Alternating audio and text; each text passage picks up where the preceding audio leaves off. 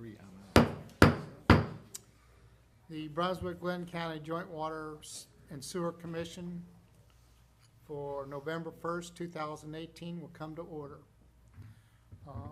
I'll give the invocation and I'll start the pledge. If you please rise and join me in the invocation. Dear wise and loving Father, first let me say thank you on behalf of all who are gathered here today.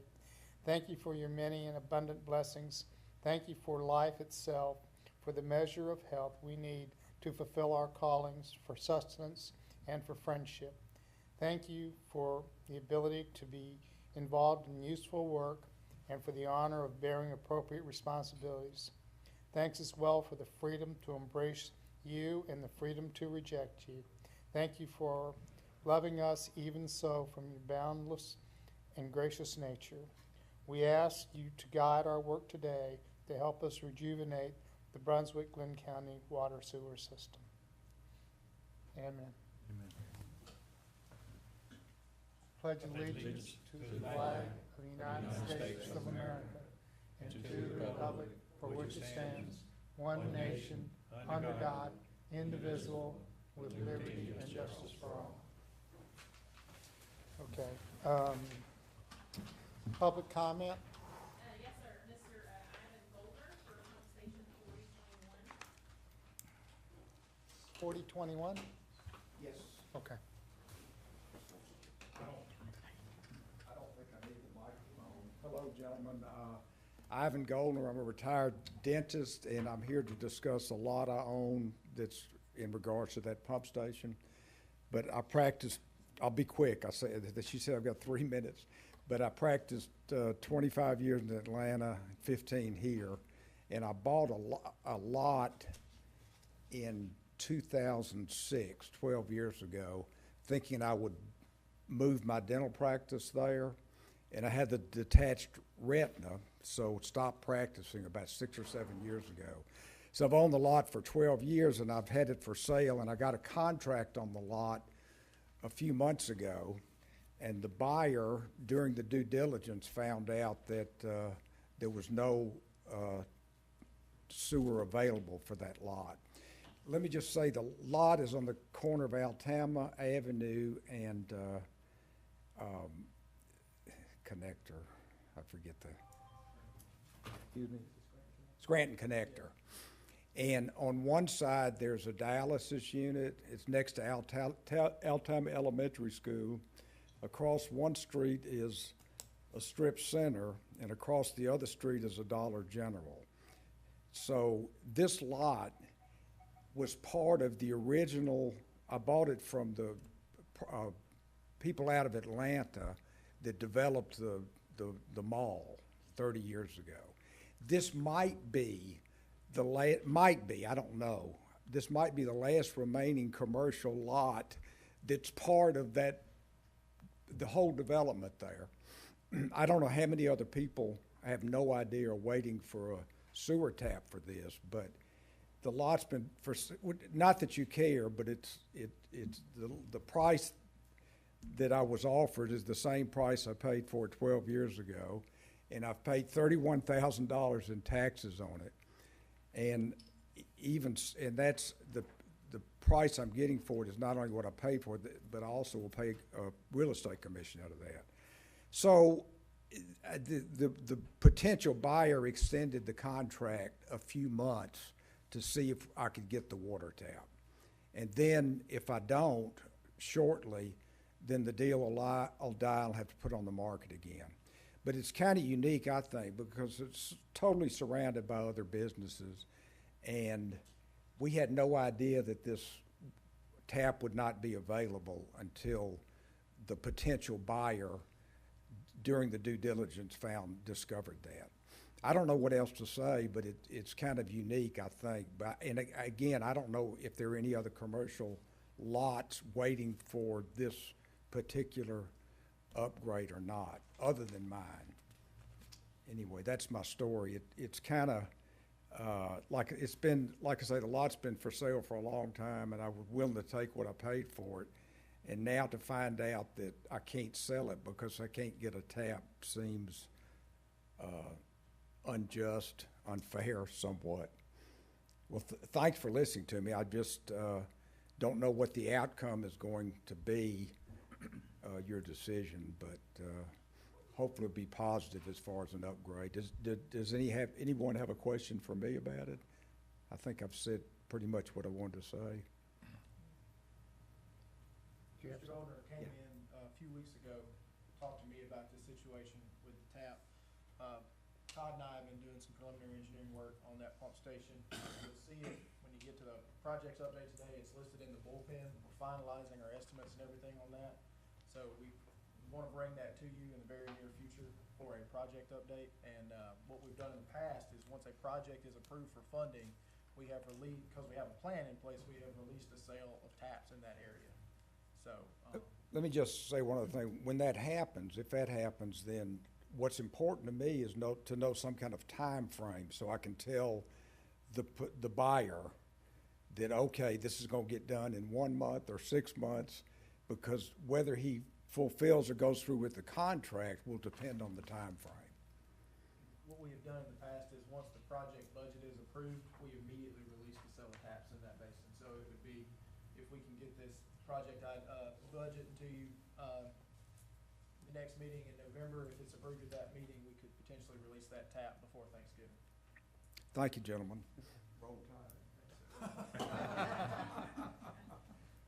Okay, thank you, sir. For the commission meeting, we need to do a couple of things, because we need to go into executive session, which you'll see at the top there. And we need to talk about approval item number 6.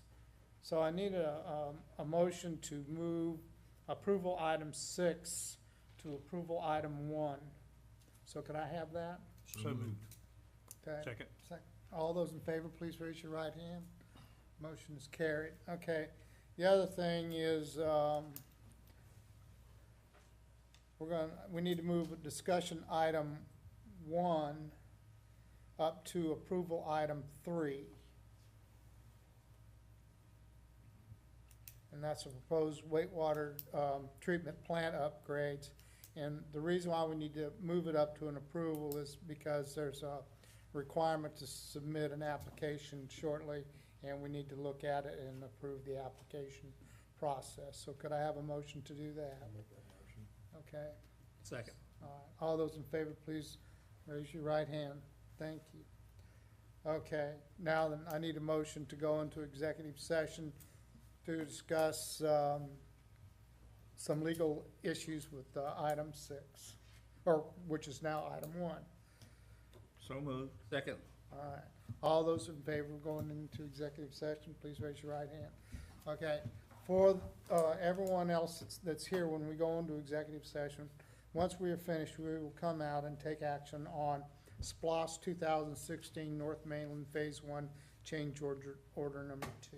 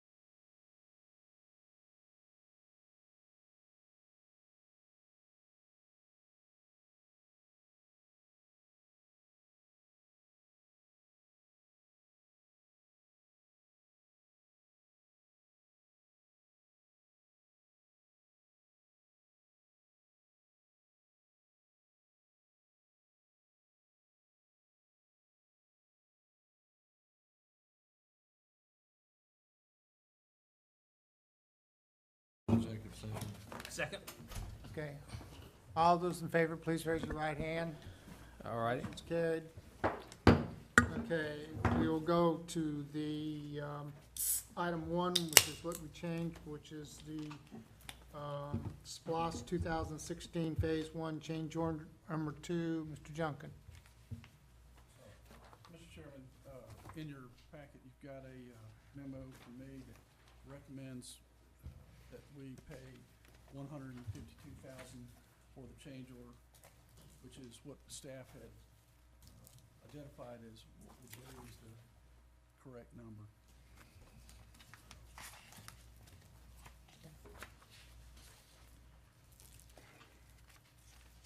Are there any questions for Mr. Junkin? Okay. Can I get a motion to make a motion that we approve the change order? Yeah, Mr. Chairman, I make a motion that the Brunswick-Glynn County Joint Water and Sewer Commission approve the attached change order to Constantine Constructors Incorporated in the amount of $152,807.67 for additional materials and equipment required to complete the 2016 SPOS North Mainland Phase 1 project. I second. Second. Okay. Any other questions, comments? Okay, seeing none, call the question. All those in favor of approving the motion, please raise your right hand. Motion carries 5-0, or 6-0.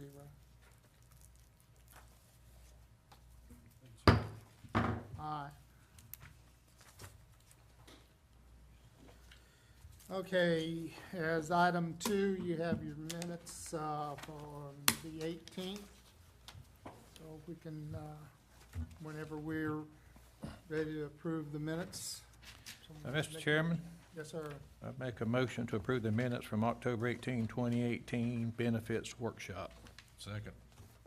Second. Okay, all those in favor, please raise your right hand. Motion carried. Minutes from the regular meeting on October 18th. Mr. Chairman, I make a motion to accept the minutes from October 18, 2018 regular meeting. Second. Second. Okay, all those in favor, please raise your right hand. Okay, motion carried. Now we're to the next item, which is the holiday pay. And I thought we that's Cindy, what, did I miss one? I thought we moved one up. Yeah, I thought we Discussion were. item 1 on. Oh, okay, my mistake. We're on proposed wastewater treatment plant upgrades.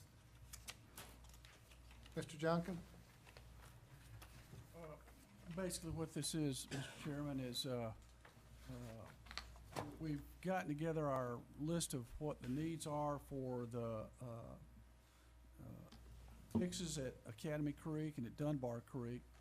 We've also identified the need for some upgrades within our sewer collection system.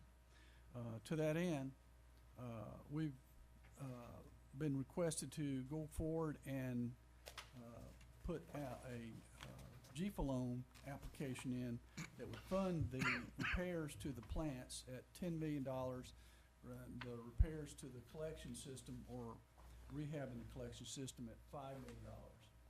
The total in the packet we've got, if I can figure out where we've got it in here.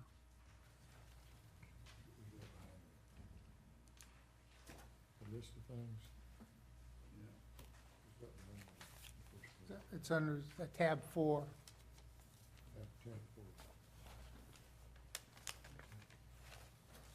right, sorry.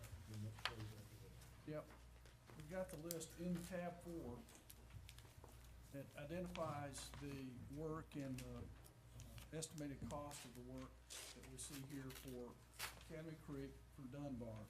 And we don't have a detailed list for the collection system. We've got work going on that has identified the basins we need to work in, and we're doing some reviews of the CCTV in those critical basins to figure out where we're gonna need to put the money. After reviewing the GFA loan process and finding out, we are in the process at this time of completing the applications with the thought that you all would approve us to submit them. If we decide we don't want to take the loans, we don't have to, but we want to get those applications in, which would make us qualify by getting them in immediately, that we would be able to qualify for principal forgiveness. And so we've got a little bit of a short fuse on that, but that doesn't mean we're beholden to spend the money if we get approved for it. We did look at whether we should consolidate the two into one loan, and we looked at them as separate loans because we believe that at least the line improvements, the line rehab would be qualify for what they call conservation loans, which is a full % less than interest each year. So in looking at it, and that would be on the last page of the submission, it breaks out the cost of consolidating them into a clean water state revolving fund loan, which is at 2.93%, versus breaking them out as separate, doing the Academy Creek and Dunbar Creek work under a clean water state revolving fund loan at 2.93, and doing the remainder, the collection system work under the conservation loan at 1.93. And you can see from looking at this, the latter of the two is the cheaper approach to funding and paying for this work. They're 30-year terms. I guess my request today is that we be granted or given direction to move ahead with these and get this underway. Now, the deadline is December 31st to get on the plan to get these, the federal funds are administered by the state of Georgia. And Mr. Jenkins is right about the forgiveness. The only thing, it's my understanding that we could submit one loan and then provide a blended rate, which in essence would be the same thing if we had one loan. And that way they would not have to go through a financial review for both loans separately. When we get this money, we have 3 years to start spending it, I think, or something like that. So we need to move pretty quick. All of these things that are recommended are necessary to be done. My only comment is on the two plants. I would just like to make sure that we get approved from all the operating staff too. And before we finalize approval on every one of these things. Most of them will probably end up being pretty close to this, but we do need to talk with the operating staff too. Okay. So, I'm ready to make a motion on this. I got a question. Mr. Junkin, are you recommending 2 loans? I am. at Instead this of time. just the one? And Commissioner Terpsey is correct. We Okay. could go with a blended rate, but as I worked through it, I just thought for clarity, if we could separate them, there would be double review, but Right. there's no additional cost for that. That's strictly on the state. Well, I kind of agree with 2 loans too, because I feel that there should be some other funding coming for one of the loans anyhow, so we can back that out. So that'd probably be a good measure to do it that way. So. And again, we don't have to, if we get qualified for either or both, Yes. we don't have to take it. And the monies that you have here for each of these projects is basically the scope.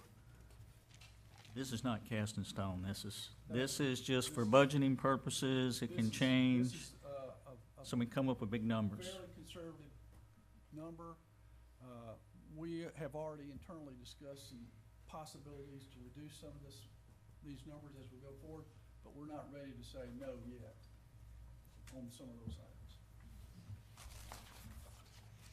I'm in agreement with it. I am too. Okay. I need a motion. I'll make a motion. I'll make a motion that the Brunswick-Glynn County Joint Water and Sewer Commission direct the executive director to prepare the necessary GFA loan applications and submit them prior to GFA, prior to the December 31st application deadline. One under the Clean Water SRF loan program in the amount of $10 million for the Academy Creek wastewater treatment plant and the Dunbar Creek wastewater treatment plant rehabilitation needs. And the second loan under the GFA conservation loan program in the amount of $5 million for the rehab of sewer collection lines in the St. Simons Island service area. Second. Second. Any other questions, comments? Okay, I'll call the question. All those in favor, please raise your right hand. Motion is carried. Okay, now we're to Cindy Smonhart from Teamwork Services to talk about holiday pay. Good afternoon, Commissioners. We have discussed the changes that we're proposing to the holiday policy to more fairly administer this benefit for shift workers. How the policy for holidays has been written is that holidays that fall on a Saturday are observed on a Friday, holidays that fall on a Sunday are observed on a Monday, but then the next line on the policy says that employees who work shifts will observe the holiday on the day that it occurs. So unless shift workers were scheduled for the holiday, they didn't get that benefit. So they didn't have the same holiday benefits, the number of holidays, unless they were scheduled to work. So we've proposed this and done a lot of research and talk about this to propose that shift workers that work on the holiday will get double time. And if shift workers are off that day, they'll still get holiday pay.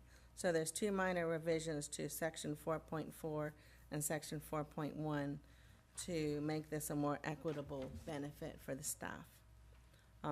Because everyone else in the company works on 9 to 5, or not a 9 to 5, a Monday through Friday schedule, except for the shift workers at the wastewater treatment plant. So that's 24/7 round-the-clock shifts for some of the team. So by making these changes to the holiday policy, that'll make a lot of people very happy in that division. They've been after this for a long time. Just wanting to see, could they be more fairly compensated for holidays? Mr. Chairman, I kind of agree with this because when I was chairman of the Personnel Committee, this kept coming up. So I'm glad it's being brought before us right now, so we can, vote on this and also have more equitable distribution, equitable pay with our employees. I think they really would. They've been advocating for this for a long time to try to get more equitable pay. Would you like to make a motion? I make a motion, yes, sir. I make a motion that Brunswick-Glynn Joint Water Sewer Commission amend Section 4.1 and Section 4.4 of the Human Resources Standards of Practice as outlined in our attachments that's attached. I second. You second it? Okay, is there any other discussion? Seeing none, hearing none. All those in favor of the changes, please raise your right hand. Okay. Mr. Chairman, can I ask you about Commissioner Tripp Stevens? Do we need to He's excuse him? supposed to be here. My understanding, he's gonna be late. He called me yesterday, said he may be late today. He said he had a conflict. We previously had a meeting scheduled at 1 for something else, and he had to cancel that. So he just told me he had a conflict at 1, and he would be here for the meeting maybe a few minutes later. And he called me earlier today. Okay, so that's why I didn't excuse him yet, but, he's a very diligent commissioner, so, we'll get to where we get to. Okay, we're now to 6, 6, which used to right? be 4.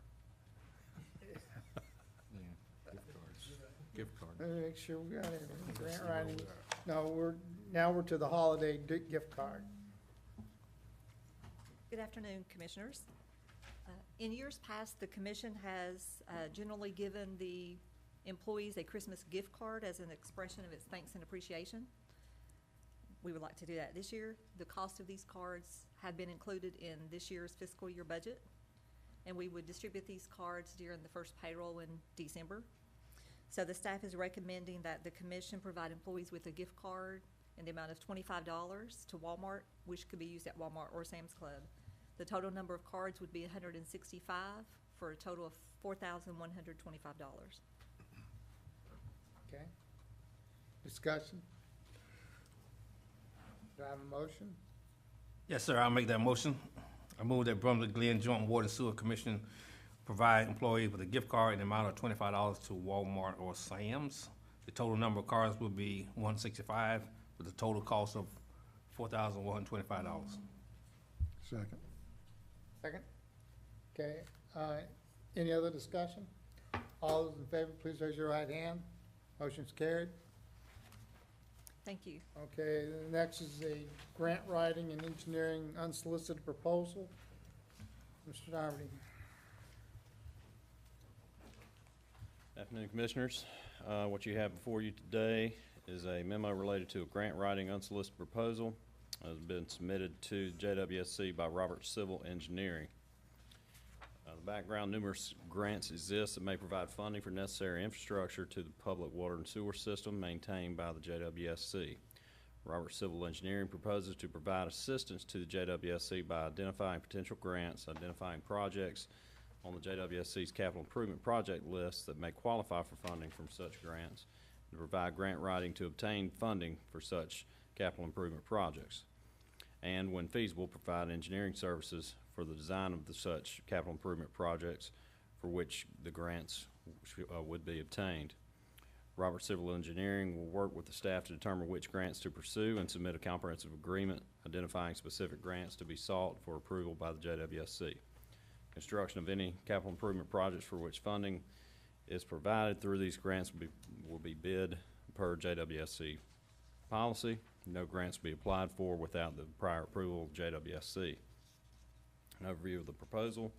Robert Civil Engineering proposes to provide the upfront cost of all investigation, research, grant writing, and preliminary engineering for the capital improvement projects for which grants are sought. For any grants awarded, Robert Civil Engineering will receive a percentage of the total grant as a grant writing fee and may be paid a percentage of the grant for engineering services to design plans for the capital improvement projects funded by such grant as agreed to by Robert Civil Engineering and the JWSC in a comprehensive final agreement.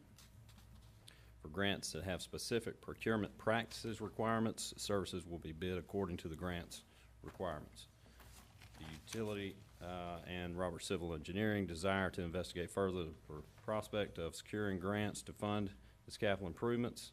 If JWSC staff determines that the proposed grant and project is feasible and reasonable, JWSC and Robert Civil Engineering will propose to enter into a comprehensive agreement wherein Robert Civil Engineering will apply for the grant, and if the grant is awarded, be paid for their grant writing services. Again, the below motion does not bind the JWSC to move forward with any grant or any project, but only directs Robert Civil Engineering to study the available grants and compare those grants to the JWSC capital needs. Normally, the Robert Civil Engineering would be submitting a fee in accordance with the unsolicited proposal policy that would assist in offsetting the staff time it will take to evaluate the proposal.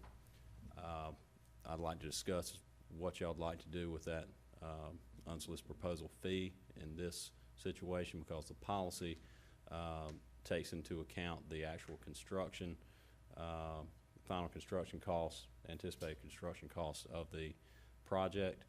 This one's a little bit different, but we can discuss that in just a few minutes. If the grant and project are deemed feasible and reasonable, I will work with Robert Civil Engineering to structure a comprehensive agreement that will subsequently be presented for approval or rejection. With regard to the fee, at this juncture, there is nothing. The staff hasn't, well, we've met once, I believe, and I've done maybe a couple hours worth of work on the memo and the unsolicited proposal. So with regards to the unsolicited proposal fee, it kind of falls outside of the structure of the table that we typically use.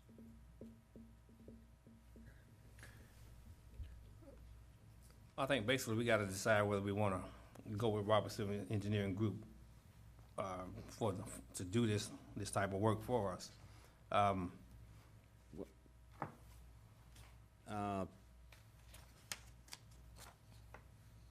I'm sorry, go ahead. Yeah, well, basically it's saying that they want to be our unsolicited grant writer, in a sense, to go out to capital projects, that we will automatically just have them do this work for us. they would go forward and perform the work, and and bring the grants to the staff. If the staff believed that those were grants that the staff wanted to pursue and projects that they wanted to pursue, then yes, we would enter into a comprehensive agreement or draft a comprehensive agreement, then present to But what's the stopping them from JWSC. doing it now? I mean, what's keeping them from bringing this to us anyhow? Just a question. I would, if I could inject, as I interpret it, the agreement is to allow them to go out, and if they want to spend their time and resources to search out grants that could be, not stuff we would find, Right. and then them do this work for us. That's a If grant they writer. wanna find something we can't and bring it to us, well, if we decide to pursue it, then they've done the legwork, so this would be an incentive for them to do the legwork if they knew they would be able to get some compensation for the effort they made if we went with it. But if we found it, they wouldn't have to, there wouldn't be any compensation for them.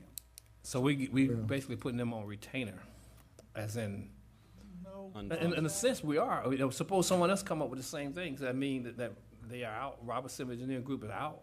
That we won't use them.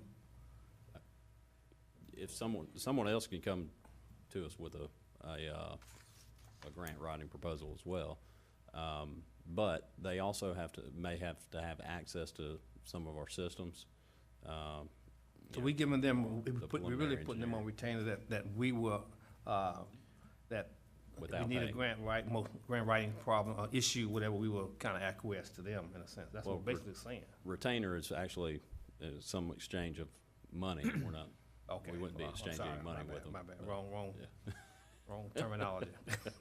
How do we arrive at their compensation after they've been successful at identifying a grant that we want to pursue? I don't know that. They would bring a comprehensive agreement proposal forward for the grant, which they would propose their fee at that time, and we could negotiate if necessary to determine what we thought that fee was appropriate at. So each grant would have a different fee depending on the work that's involved in getting it done. Well, I think basically for a specific grant, yes, but I don't like to give carte blanche to, everything. I like, if they want to do that, we can enter an agreement for, they want to write a grant for us, for something specific that we already know that we might need, or, it's out there that they can do, then I like to do that versus saying that they will always can bring something to us. Let me, And have access to our And information. let me mention one thing on, the one grant that comes to mind is the CDBG grant. Right, And that's either gonna have to come through the county or the city, right. to the JWSC, and we would administer it. At that time, on those, we have to pre-select a firm anyway. yes, sir. So we have to go through a pre-selection to process. Bid that. Yes, sir. And really, this is not necessarily the pre-selection process, Right. because you're supposed to get, at least proposals from somebody else. 10 It's firms. not yes, sir. based on We're price supposed or to something like solicit that. 10 firms. Yes, sir. But, Charlie, so that's the one that's the one thing that's eligible, but like the FEMA grant that we just got, we did that ourselves, right? We actually paid a consultant to work with us on that as well, and we did a solicitation. Okay, all We've right. done some of the legwork, but we also had some others. But I think we need to talk to the Coastal Regional Commission too, because they write grants, and they can tell us about some of these things too, I believe. I don't know if if Charlie, just reading this again, what you have here. RCE would only receive any fees or whatever if a grant is ever awarded, That's right. if it's awarded. Yes, sir. Now, a grant that we may seriously go after, which would be a grant that our staff and we have decided with RCE that it's worth pursuing. We gotta decide something's worth pursuing before they go after it, but Yes, sir. And at that but at point, that time, whatever they may receive, if we get the grant, we're gonna hash that out beforehand, yes, sir. their fee or whatever. Yes, sir. In a Okay. subsequent comprehensive agreement. Now, Yes, sir. Yeah, 'cause what I'm getting at, I know there's cost to everything, you know, there's nothing free in this world. So sooner or later, there's gotta be some money paid up. So that, I understand now how that's gonna work if we get into this for RCE. Now, you're dealing with drawing up the contracts and the language and all. So, how's your cost covered? With it. How's my cost covered? That's just more cost Well, than it JWSC? typically is covered by the unsolicited proposal fee that is submitted whenever the unsolicited proposals are submitted. And traditionally, I think when looking back at all the unsolicited proposals, the fee has covered our expenses in that, the staff's expenses and my expenses. So your expenses would be charged against whatever grant we received? No, sir. No. My bill is billed exactly the same way as all my other bills. Okay. However, typically when you submit an unsolicited proposal, you also submit a check for a certain amount that is supposed to go towards paying for the staff's time and my time in evaluating that unsolicited proposal and going forward with the comprehensive agreement. So are you suggesting there would be a fee for the unsolicited proposal in this situation for grants? That was grant one of the writing? things we needed to talk about because we have a table that we use that is, that the fee is calculated based on the cost of the project. So if it's $1 million project like the Oak Grove thing or the Oak Grove project, I think the fee was $7,500. And they have paid that fee to the JWSC, and that's covered the staff's time and my time for that. Well, In this is this not, instant, right, this is not one of our everyday right, unsolicited proposal deals, exactly. okay? This is a Mhm. UP of a different animal. Yes, sir. So, I don't think, I'm not sure that, he can speak about that if, in my view, but I'm not so sure they want to hand a check over to us and while they're going out there chasing grants for us. Well, I think, you know. I agree with that. If we do it, Yes. do it one at a time I'm and just not thinking, necessarily I don't think that's what they so have on their many. mind. I was thinking that they were hoping that we would waive the unsolicited proposal fee today, Yeah. That's unless you Okay. have an objection to it's in the that. recommendation. That's what he's, yeah. Yeah. So they state in here that for grants that have specific procurement practices, services will be bid according to the grant's requirements. So they're already agreeing up front that if the grant has procurement requirements, there are no guarantees that they're gonna get the work. That they're not gonna So get they the work for free engineering work. finding the grant. Okay. No, sir. There's two fees. There's two fees, a grant writing fee and then the engineering fee. So in the comprehensive agreement, they would recoup their fees for the preliminary engineering and so forth in the grant writing fee.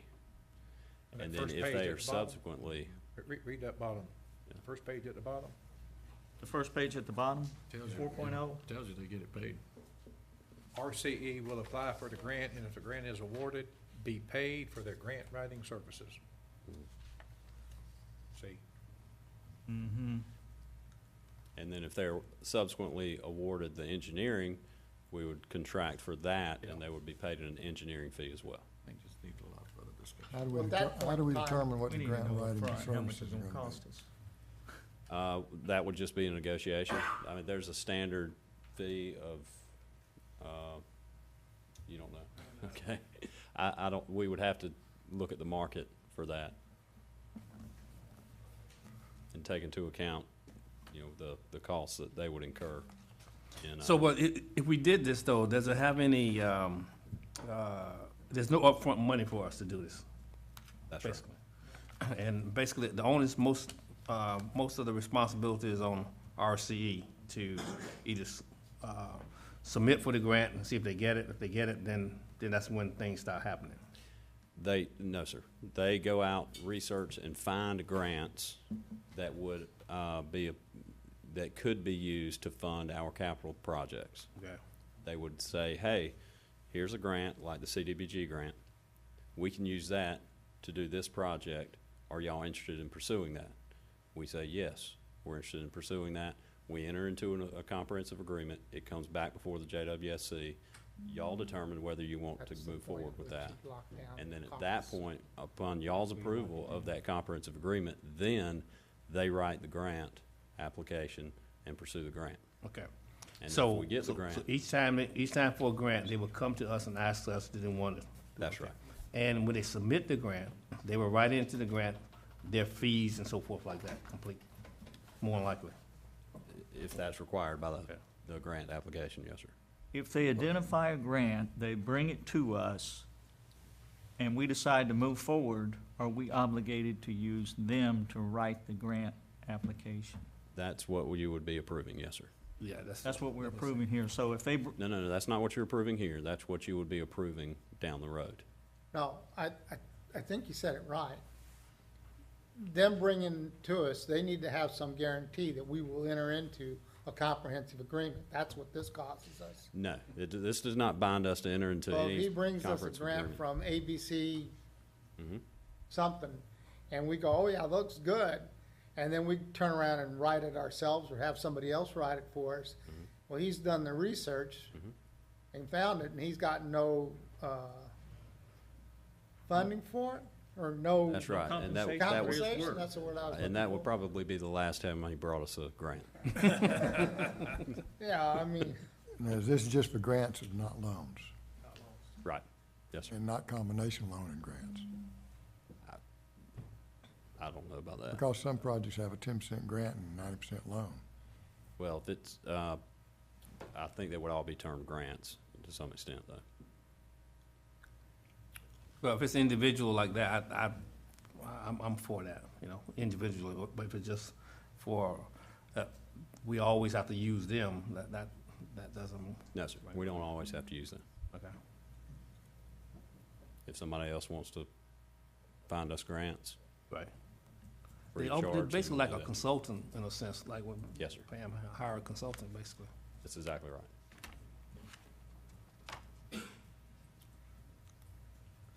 okay. So why is it unsolicited then if it's just, I mean, you like. Because using we a didn't consultant? ask them to, Right, because they brought it to us as Okay. an option for us. Yeah. Oh, okay. Well, does anybody want to make a motion? Sure, I'll make a motion.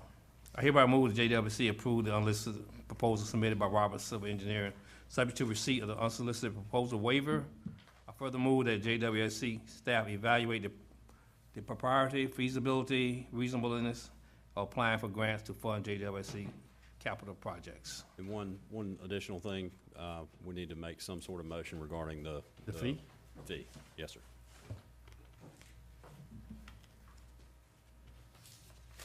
What, I mean, that's not in the, It's not in the motion because I know, regarding your but, fee, No, the unsolicited proposal fee. oh, I also waive the unsolicited proposal. but also waive the unsolicited proposal fee. Yes. That's part of my motion. Do I have a second?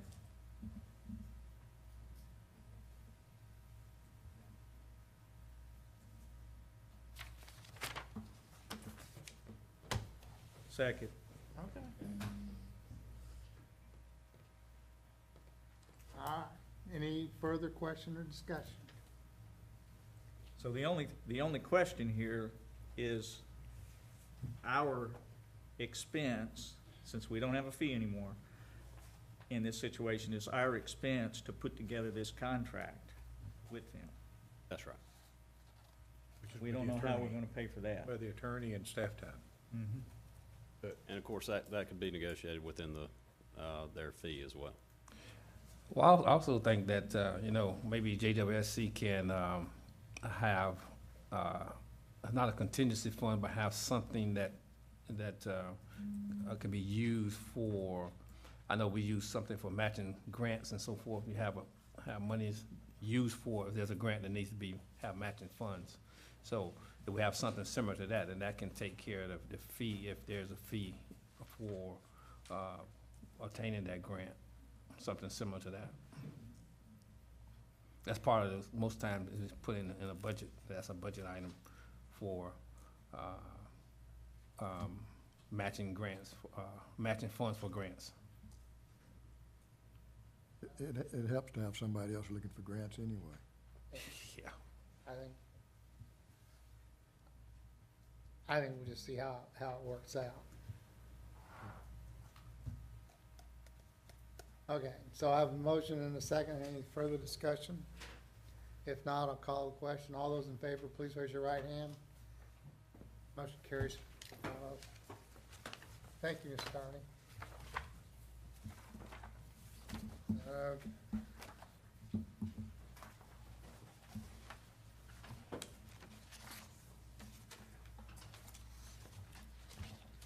Okay, we are now to the SPOS funds overview. Mr. Junkin. I was trying to pull through my contract, but, resolutions. I wasn't sure what was intended today, but in your, let me see what section it's in. Behind tab 1 in the discussion stuff, there's a few items. First item looks at the 2016 SPOS item projects that we had. This came straight from the Glynn County website, and it basically just looks at the overview of what was intended. 11.7 was intended for the North Mainland. 11.7 million was intended for the North Mainland sewer improvements. Another 3.3 was intended for the Brunswick sewer improvements, which essentially is the upgrades to lift station 4003. Basically, that's what the 2016 was. There's, let me see, on the last page of the insert, no, next to last page, we've got a breakout of where we're at in the financials on that, as far as the two projects go. The second page, the one that folds out, this is the financials of what we got in the lost 3 projects still outstanding that have not been spent all the way. You see that the permit design mainland wastewater treatment plant, WWTP, was, we got $1,480,000 some change left in that one. On the, Okay, that's county's money. I understand. And then there's, for the Holly Street project, there's $561,795 remaining in the project. The water line rehabilitation on, let's see, that was Alder Circle in St. Simons. There's $178,599 remaining. The last page, the absolute last page, this was the most recent update I've got on the funding that we've seen. The handwritten notes in the bottom of this page. So far, at the point of this printing, we were 43.6% into the total funds that were expected from SPLOS. 43.6% of the $71 million that was intended over the 42-month period. However, at this time, we've only, when this was done, we're only accounting for the first 38% of the time zone, or let's see, it was 6 and 7, that's 13 months of the 42 months that they would be collecting. So we're ahead of schedule is what I'm trying to say. If this was a linear The collection collections of are ahead. funds, The collections by the county Yeah. is ahead. Yeah, collections by the county is ahead, and fairly substantially. So that's where we're at on our projects. Do we get those funds as they're collected? No, there's a process by which the county takes it in. They look at it, when they finalize their collections, which takes a few weeks, they then dole it out to each of the entities that are to get funds from it. That's the city, us, Jekyll Island, In Glenn. we all get the top cut, whatever's left. So too. Well, that was asked. In Glenn County. Okay, can we go through the projects that we have here Yes, on SPOS 5? Yes, sir. Because which ones of these projects are finished? Just the ones, only the dark, only ones that are not The number left in the last column, those are the only ones that are still operable. in the last column? In the very last column, budget remaining, if it doesn't have if there's no budget remaining, it's done. Now, are we obligated to use these monies within a certain period of time? No, sir. I don't believe in any way, shape, or form, because this is already, we're into, what, year 10 or something? 8, 9, 10? SPOS 5, when was that passed? I mean, when is, 2005? 2005? That's right. Yeah, Mhm. yeah. I mean, these are all county projects. I thought we- on SPOS projects, we had a limited, I mean, we were supposed to complete it in a certain period of time. Oh, yeah. Well, these are, Go down, for sure. yeah. There's a lot of, The- go ahead. No, sir, I don't think then there was a time requirement for completion of the projects. Okay, they have an original budget and a revised budget. What's the difference in those two?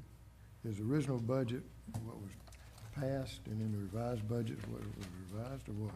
That's probably after the collection of the, after the collection of the funds, it was under what was expected, so they Okay. reduced it pro rata. Okay, all right. I would assume that's what that is. Well, that's, After collection of the funds, the budget, the actual cost was less than what we collected? Is that what you're saying? The actual, actual, Well, actual there- funds for- collected were less than Is, received. the original budget is what was in the SPOS, if I recall correctly. And then it was revised down by the county. This is their money, their decision. Oh, they revised it down That's correct. to the revised budget. That's correct. Okay, on the sewer line rehabilitation of sewer lines in unincorporated Glynn County is needed, Holly Street and Glen Haven. Have we, what have we done on that project? The Holly Street was accomplished, but, No, it hadn't, no, sir, that hadn't been completed. no, this portion of it that this was designed for was, if I'm correct, and it was done incorrectly, and we paid for it. I thought, my understanding was that we did the design, we bid it out, and we didn't have sufficient funds to cover the pricing. With Holly Street, I'm trying to think about back the origins of where it started, but it was, Atlantic and Frederica was somehow tied in the same monies, I think, for the rehab there. But, the money that's left over, regardless of $561,000. 561, Yeah. is for Holly Street. Now, we had the design done, design is done, we have that in hand, provided that to the county for bidding purposes, to bid it out, and it's in their procurement office right now to be bid. Why are they bidding it out? Because it's their money.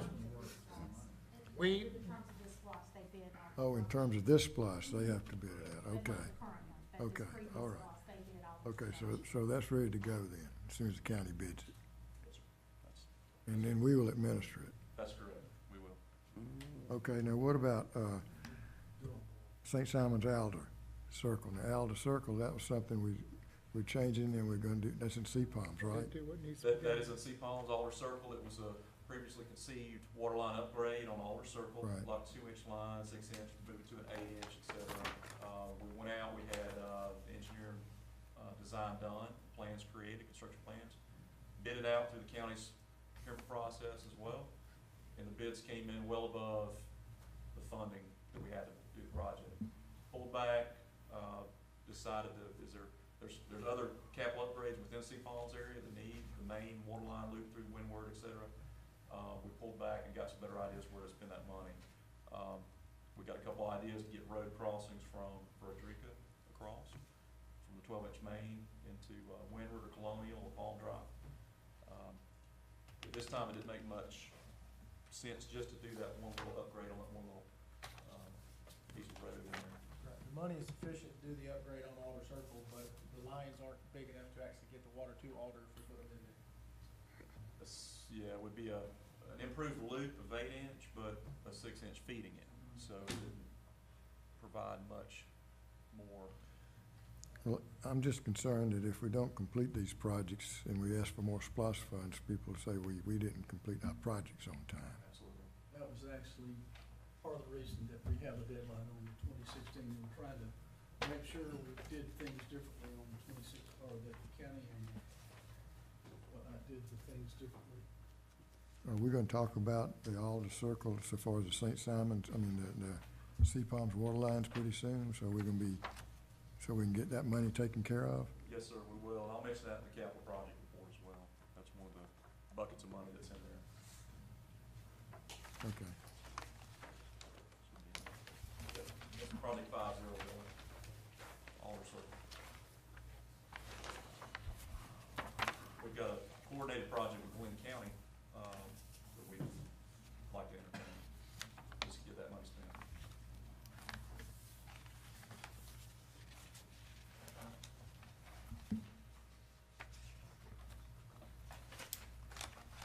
Okay, any other discussion?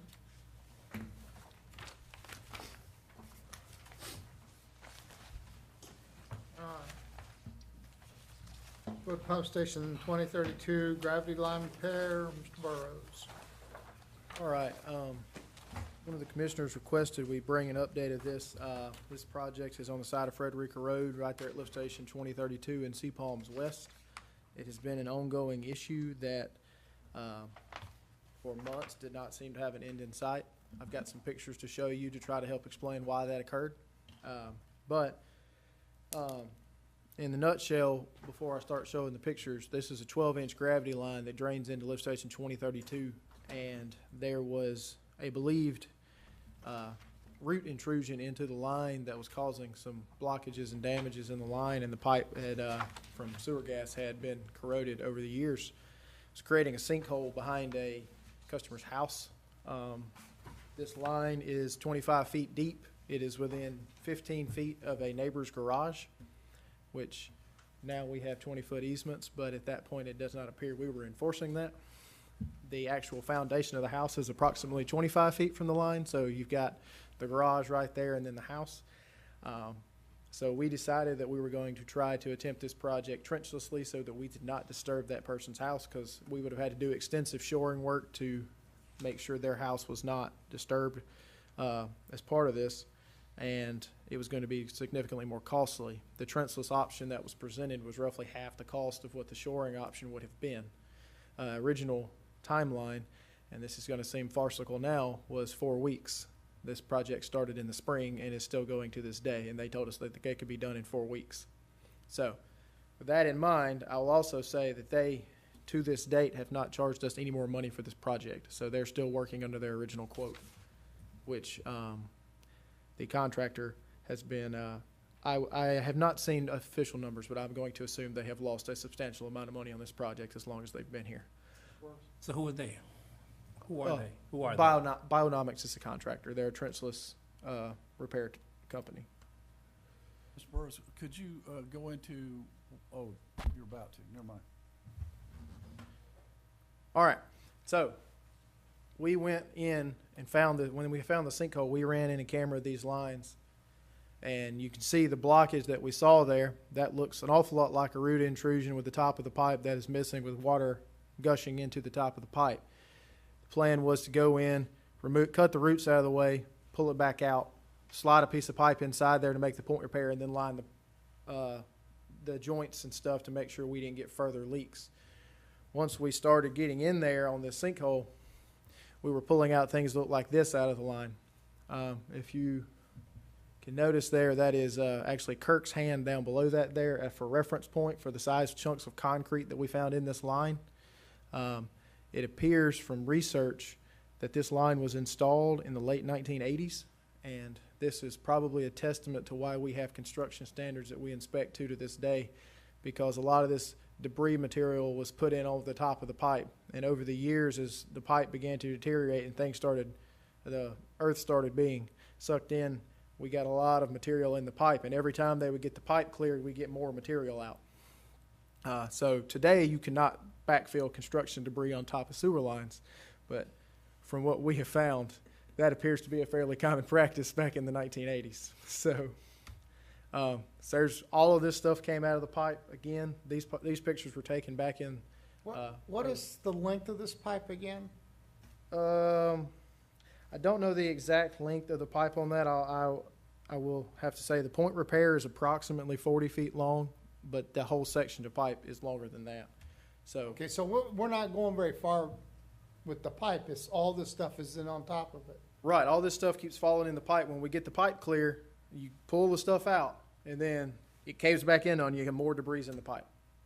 I'm just trying to make sure I understand. So we basically have an ever-growing, a continual sinkhole that it keeps falling into the pipe as you expose more material. So that is a piece of the pipe that got pulled out with a root behind it. As you can see, that pipe was in awful shape. So that brittle pipe was what caused the sinkhole to begin in the first place, and that root behind it, I've got a couple more pictures here behind this to show you the size of that root. Keep in mind that's a 12-inch diameter pipe. Well, it was. Clearly there's no 12-inch diameter pipe in there now, but keep that in mind. That is a 14.5-inch long root that has fallen in there. 14.5 by 8.5, 8 3/4 that was in that line as well. We have pulled out of that line concrete, roots, blocks of wood, trash, metal wires. It has been a construction graveyard out there that we have pulled out of this line through this time. So, got some good news for you. They were able to make the point repair 2 weeks ago. They had to go in and inject a grout material to stabilize the soil around the pipe to keep it from continuing to fall in. They tried 2 or 3 different materials and finally found one that would work with the particular brand of sand that they have in that area that has stabilized the soil. We have slid a piece of pipe through there that is holding to this point. There are some slight leaks in the line at this point because it hasn't been lined yet.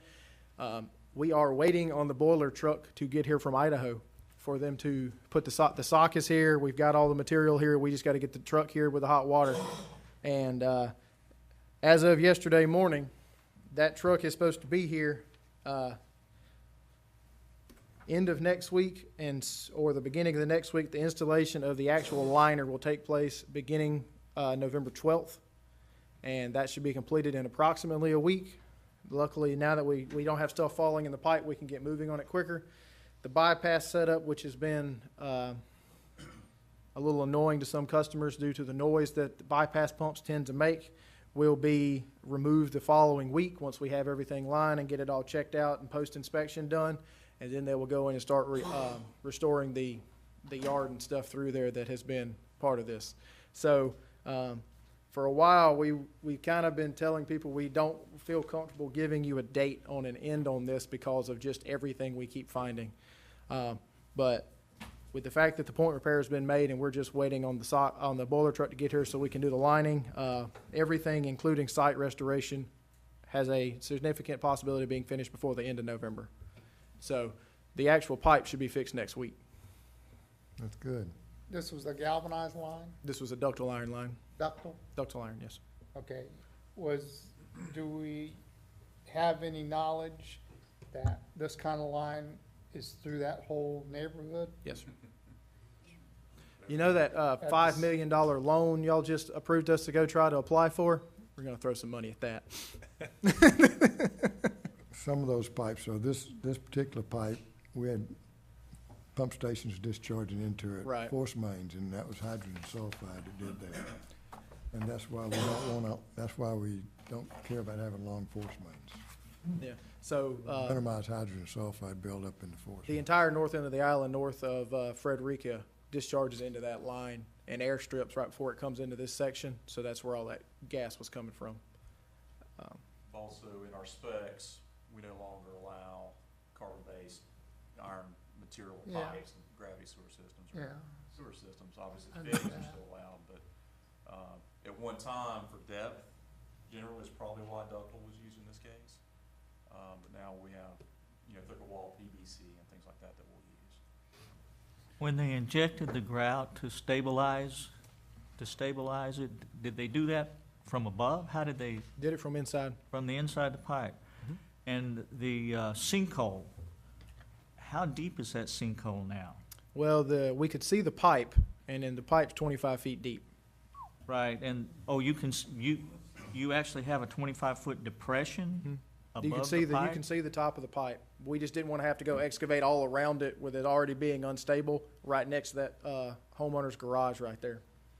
So it has pulled a lot of dirt into that line.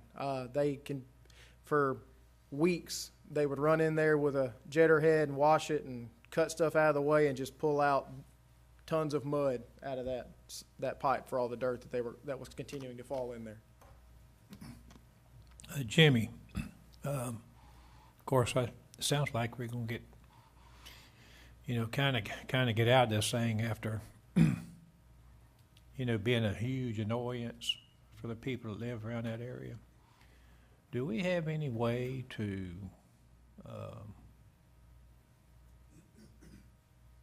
communicate with residents of an isolated area where we have something like this going on and kind of keep them up to date what's happening? The typical stuff that we do is to put out notices and explanations on our press releases and social media releases that Jay does. So yes, there is some of that we can do. I guess. Well, on this, yeah. Is just door to door. Well, a lot of areas where we go in and work, if we're there a little bit longer than we anticipated, it, probably about the time people start getting tired of it, well, we're getting done and getting out of there. But this thing has kind of went on for a while. And I understand the problems.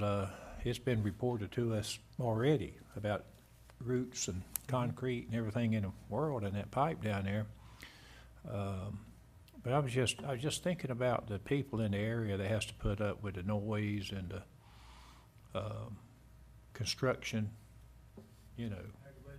aggravation that goes on in the neighborhood. Probably wouldn't have helped us at all in terms of trying to fix this thing, but I think it just helps us with our customers and the community. If there's a way that we can go in after a certain amount of time, if we see we're not going ahead, in fact, we may be backing up on something, we're gonna be there a long time and making noises and being in people's way, let them know what's going on, that's all. That's the best we could do. Say we got, folks, we got more problems than we thought, bear with us, and here's what's going on. But I just think if there's a way to, It's a good point, and what I'm thinking where we should go, you're right, maybe we pick an arbitrary time frame. We're more than 2 weeks out on what we thought was gonna be a simple repair. It's time to start getting out, putting notices out, communicating directly with the most impacted people. And I think maybe the other thing we could have done was, okay, we continually thought we were about to finish. We really did, for weeks and weeks. So it was every week we were telling people, we're just a week or two away, we're just a week or two away. And we kept dragging this debris up. So we need to communicate, make that first communication, but also provide them a direct source so that they know things aren't just right. I can go here and find out in a hurry. Yeah. So maybe we can work on that, get that knocked out. I will say to that, two things. One, we did not hold any sort of public meetings or do any door-to-door. With that being said, due to the frustration level of some of the local citizens there, we have probably spoken to the vast majority of them over the phone.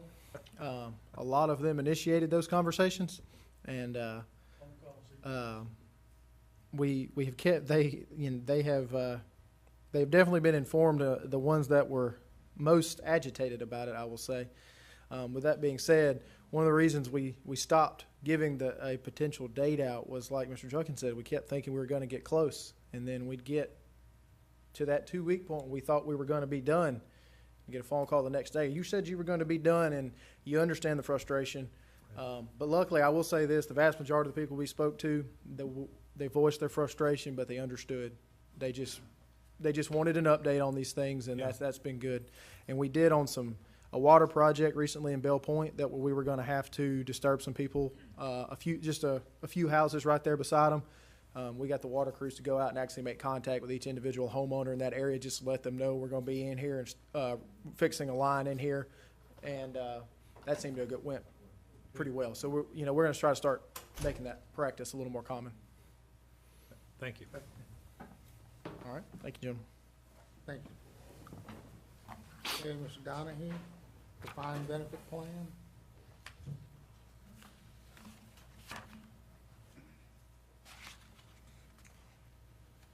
Commissioners, we were requested to give you some information on the unfunded portion of our defined benefit pension plan and ways to possibly increase the funding levels on that.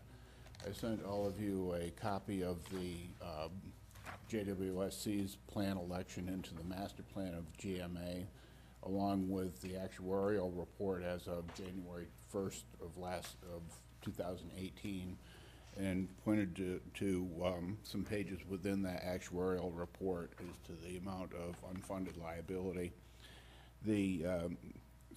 Since this is still an ongoing plan, probably the chart number 9 on page 10 of that report is the most appropriate one to look at.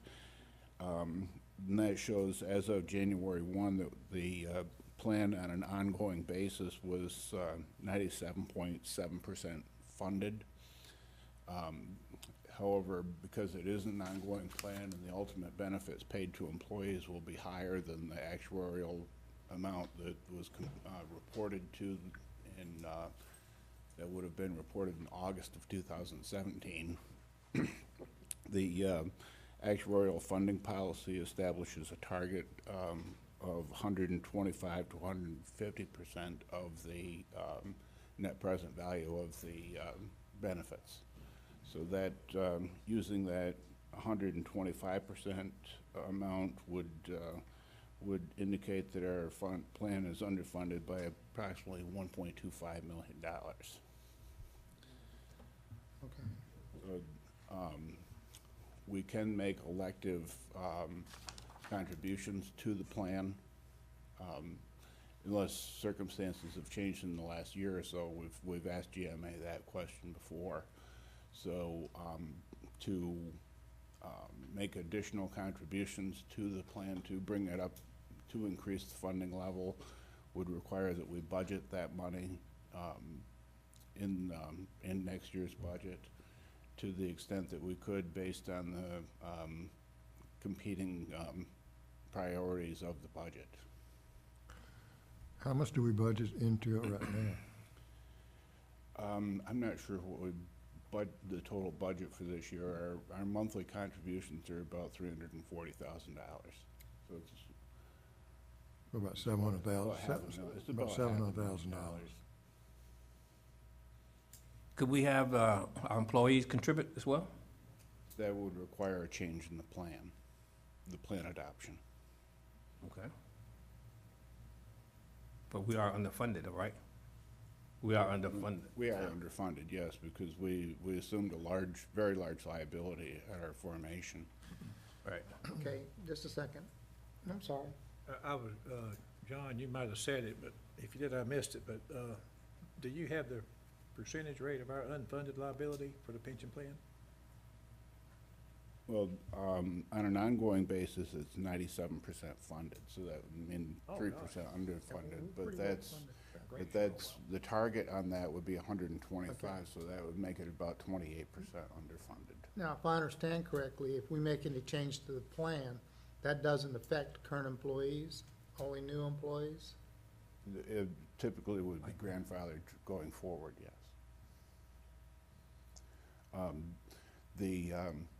I looked at a couple of things on the GMA website.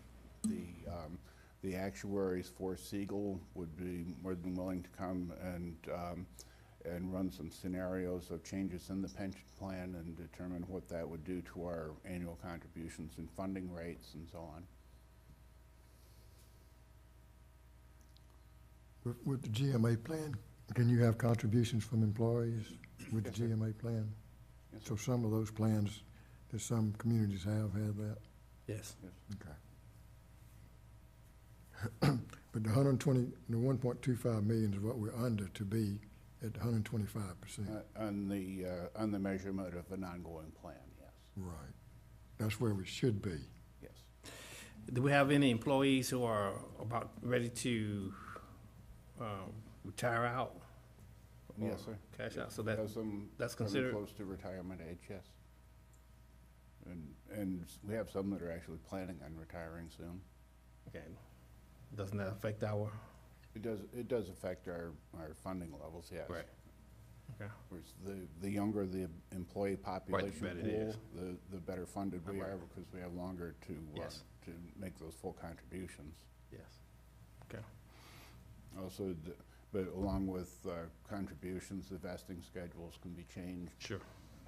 and pretty much any one of the provisions within the pension adoption could be changed.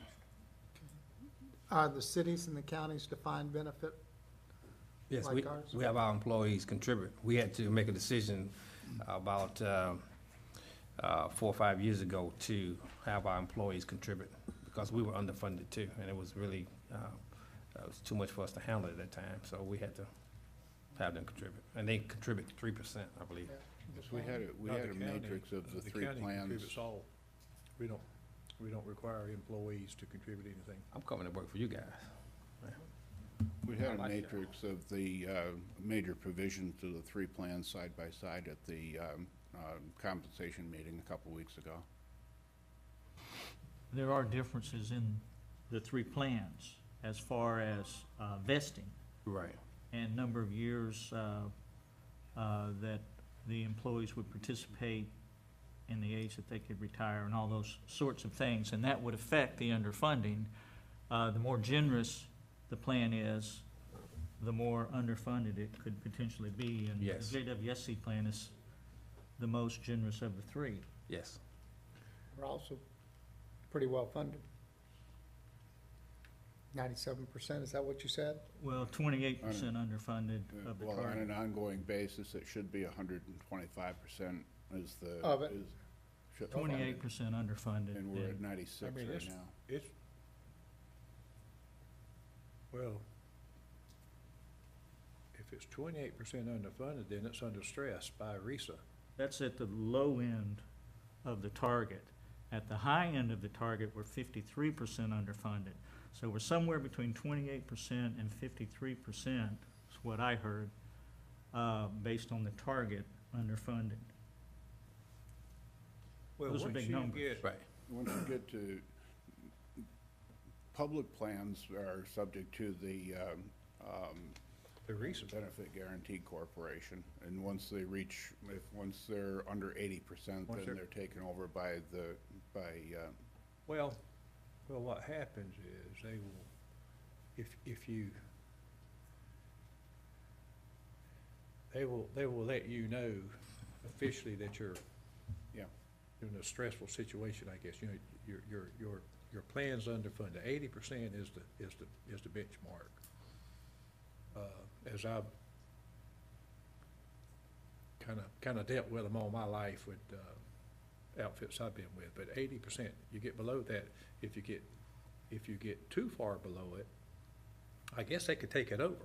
But somewhere in between while you're in the red, you know, they're gonna encourage you to make some changes to your plan. And usually the changes are employees start ponying up money if they're not paying, or if they are paying, they pony up more money, or you start changing your plan going forward for how it affects new hires and all. I mean, there's- Well, you know, normally, most defined benefit plans are going by the wayside anyhow. They go into defined contribution plans now, most of them, that the employee does contribute some type, whether it's 1%, 3%, or whatever, however they do, you know, and as, Commissioner Copeland said about, there are limits to vesting as well, when the person vested, and also taking money out of the account. I'm pretty sure the benefit plan has those same stipulations as well. But if you can't, as you said, Commissioner, if you can't fund those things, you have, it's unfunded by a large percentage, then they start looking at you to do something else. And mainly, most times, you go to the employees to help to contribute to that plan because they are getting the large payout anyhow. What we have now is a defined benefits plan. Yes. Yes, sir. Most companies and corporations, I'm not talking about government, but a lot of governments have, but most of them have gotten away from defined benefit plans. They don't defined contribution That plans. started a number of years ago. Yeah, all because of the underfunding issue. Yes. And, and look, you know, you don't want your employees to have to suffer, you know, if your plan bankrupts itself because you didn't handle it right. And so, that's what this is all about. I mean, the county, we're looking at ours. We have a defined benefit plan. Maybe put one idea, the staff was talking this week about this very thing. And, one of the things that came up as we were talking was, currently as the investment plan starts to move forward, we're looking at, what was the number, 300? 300 plus or minus. 300,000 a year based on the current options for our investment and the savings we can get, what we can earn off of the money that we've got that we can invest. This is basically new money to us because the interest rates have been so low, there's been no return on any of the investments that we can invest in as a government entity or semi-government entity. What if we put that 300 into add it to the payments we're already making, bolster them to get us moving a little bit. Right now, we're just basically staying even. Is that assessment correct? In terms of funding, it's stayed pretty even, yes. That's $300,000 on those reserves and all that we're gonna get Yes, from sir. interest Once, that we've been talking about? yes, sir. Okay. There's, between what we earn in an account analysis that pays for fees at the bank and what we can earn on interest rates, the spread between those two is such that it's favorable for us to put money into investments rather than utilize the earnings for the account analysis. Jimmy, I think Georgia law allows a very liberal investment of that, huh? I talked to I didn't just talk to these folks, I talked to your folks too. There's pretty strict, when we're investing our money, you can't go out there and buy Talk about- if I was a private citizen, I can I'm talking about retirement money. Yeah. Jimmy, I was on the pension committee over there. Oh, yeah, you're right. I was thinking about the, our funds. Well, upline. the investments made by the GMA plan are determined by the broker or the people that work for GMA. We don't really have a say into what that investment plan is. Well, We can manage our money. yeah, that's just how it's handled here. But, you know, we have an investment guy, and man, we got money in about 18,000 different stocks and mutual funds, and I mean, you ought to look at the report. I was talking to Tanya Miller, and you're right. I was thinking about, the money that we have in our reserves. But the retirement fund that you guys have, they are, I think, getting like 5 or 7%. And that's pretty good returns in this Yeah. economy. That's huge. I think it's more like about 8. I mean, he has done a wonderful job, but the problem I have with that is this guy ain't gonna be around forever. He's done great. And the type of investments he's doing, I'm not so sure that the next guy may do better. But I don't know how we transition to that from what we're doing, though. I mean, that might be That would require us to have our own pension plan and pension committee and investment people rather than participate in the GMA plan. and we'd have to get our money out of jail. Maybe that wouldn't be such a big deal. So Jim, you are proposing to take that extra money that we are getting to show up, to put that towards the pension plan? Just put it out there as a possibility. Well, it sounds good, you know, maybe we can do that for this year and look at, see what it does and see where we need to go next year, having in mind that we may have to make a change. This may be something that can give us some time to take a look at all the options instead of making a knee-jerk reaction right now. It might give us some opportunity. It really provides a two-prong approach to reducing the unfunded liability, because the benefits for new employees, if there are changes in the benefits, that decreases while the might be a additional good idea. contributions increase. Would be a good idea. Do we need to do a motion or anything on that? No, it's just a discussion item, so with no more discussion, no more questions, thank you very much. The plan adoption document for the JWSC that I sent out to you all has, that's kind of the menu for the master plan for the joint water, or for the GMA. So any of those options that aren't chosen in there or that were chosen, those can all, I believe all can be amended, with the exception of the terminated vested benefit clauses within that. Thank you. Thank you. A capital project report.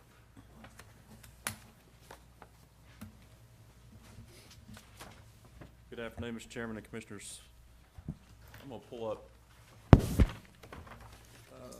possibly Google Maps and talk about one or two of the projects. Bear with me 1 second. Let's see.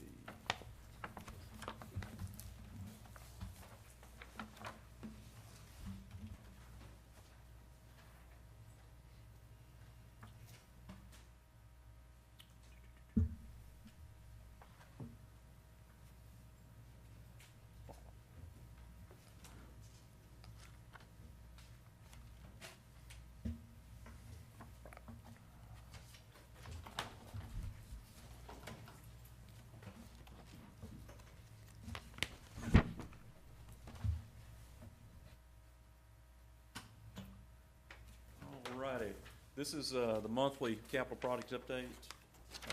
You'll have the report itself, which should look familiar at this time. The format and also a location map should be in the packets as well, designate where the individual projects are located. I'm going to touch on a few ones. We can talk about any of them of interest for sure, but I'm going to talk about a few ones here. And the first one I'll talk about is Pump Station 4021, which we currently have listed in the bullpen. Bullpen being projects that staff has identified as there's a need, and at some point we would plan to come to the board for approval of a capital upgrade project of some sort. 4021 is related to the gentleman that spoke at the public comment earlier. It affects his project, but it also affects several other projects within that basin. To give you an idea where 4021 is located, it's the Sonic, or right next to the Sonic, in front of actually, on Altama Avenue. And if I can get my Google man out here to drop down on the street. All right, there's Coastal Appliance. There it is. There's Sonic. That's facing south down Altama. It's north back towards the spur right there. And here's the station.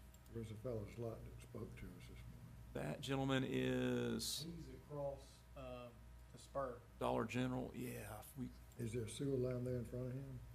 There is.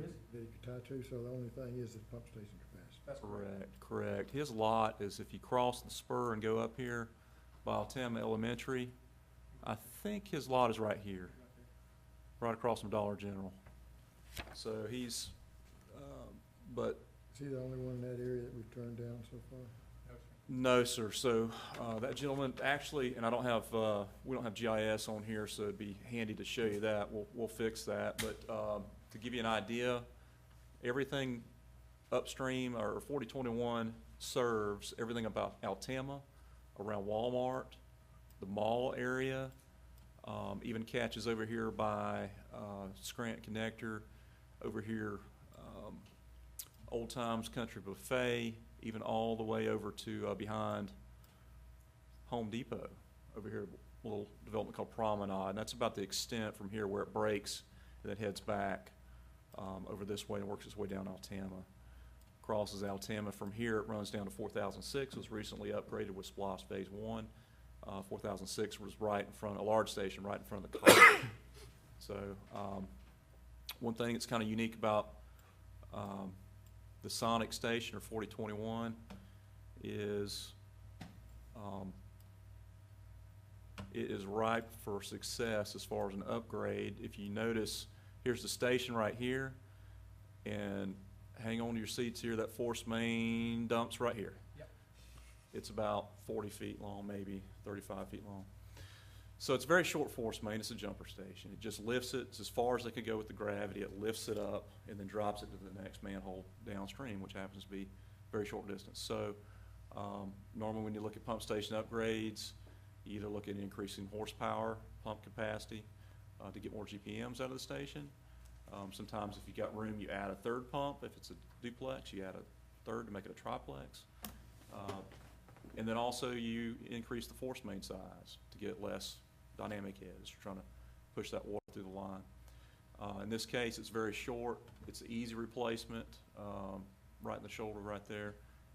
And that's what we're going to come back to the board with, is a pump upgrade. I think there's 10s in there now. Yeah, there's 10s in there. 10s in there now. We're looking at we're getting pricing right now. I think we've already got the pricing in hand for 30 horsepowers. Current GPM is around about 1,300 GPM. The existing REU need, the way that we're evaluating that now, basing that on our existing customer database, the REUs that we have on the books, is around about 2,500. So we're already in the hole for how we measure ourselves, as to getting to our current customer base. And with all the need in that basin right now anyway, our goal is somewhere between 4,000 to 5,000 GPM. And I think we can do that by increasing pumps and also the short force main I here. will say, we've had, Dr. Goldman came in earlier, but we've had 5 or 6 people come in talking about projects that would go into this station that would be fairly significant users of water. So we're stopping people, is what you're Right now- telling me? Right now, we are stopping people. We're not talking about changing the force main size, though. We're talking about also, it's a It's an 8-inch. 8-inch now, we're talking about going to a 12. And that's short of a force main. Going above 12 doesn't give you a whole lot more bang for the buck, but it's about, you still have to maintain a certain velocity through the pipe. 12 is about the most benefit we see by increasing, but it's so easy to do. I say easy. It's such a small project to do that. We would do an upgrade as well in the force main. Okay, now, you're gonna come in the next meeting with an approval for this? That's the intent. That's the intent. With pricing in hand, to move forward from the bullpen, to give it a project number and make it an official capital project. This one's also listed on the 5-year plan that was presented. It's one of those projects that was in the staff's wish list on those as well. So it's consistent with that. Okay, Is there a connection for an emergency pump there, or for a diesel pump, if we There- want to put a diesel pump there? It's gonna be bypass, yes, sir. okay. It's, I think what's happened is the station was there long before Altama Avenue was widened, Yeah. likely, and that's why it's so close to the right-of-way and the curb. It's literally right on the edge of the curb. Of course, we'd like to relocate that.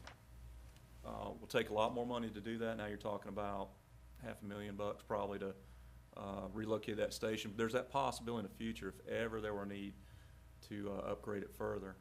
But right now, the quickest and the most cost-effective thing we can see is a pump upgrade and that little force main replacement. So The well is big enough. the well's big enough to accommodate the pumps, right? Can we do a little landscaping around that without affecting traffic visibility? The hope would be, if we come back with a project, would be to include some money for a fence and some landscaping there, keep right there on the side of the road. A lot of foot traffic through there at times and stuff. We just need to make sure nobody gets hurt. Yeah, the control panels themselves, these are the disconnect, or the cable boxes here, air gaps. This is the control panel, and it's actually got a fence around it, but still, it's fairly accessible for pedestrians to get in their mess. With this, everybody will have capacity in our system, right? We won't have any other? Good question. So the question was asked before, you know, how many more red stations do we have in our system? We have a few more, just a few more, and I'll talk about some of those other ones here in a second, that are currently what we call red, okay? That's where somebody would come in with a new development and we'd say we need to do some upgrades first, let's sit down and talk. That is not to say that we don't have some stations that are close. You know, say they're okay now, but say somebody comes in with an apartment complex, and that would push it over the edge of what we have available to offer. And the way we're measuring things now, we're really in a reactive mode now with, I mean, we see things almost weekly coming through the door that are people doing their diligence, and they're coming to us talking about it. Sometimes they're a little further down the road, and we don't like that situation, but we really want to get to the point where we have our whole system measured, and once we get to an 80% or whatever the board feels is a good number to get to, we get to that point where we start looking at doing an upgrade project or start getting it teed up for that. So we stay in the green. When we get to the 80%, we get a plan looked at, approved, and get it in the docket.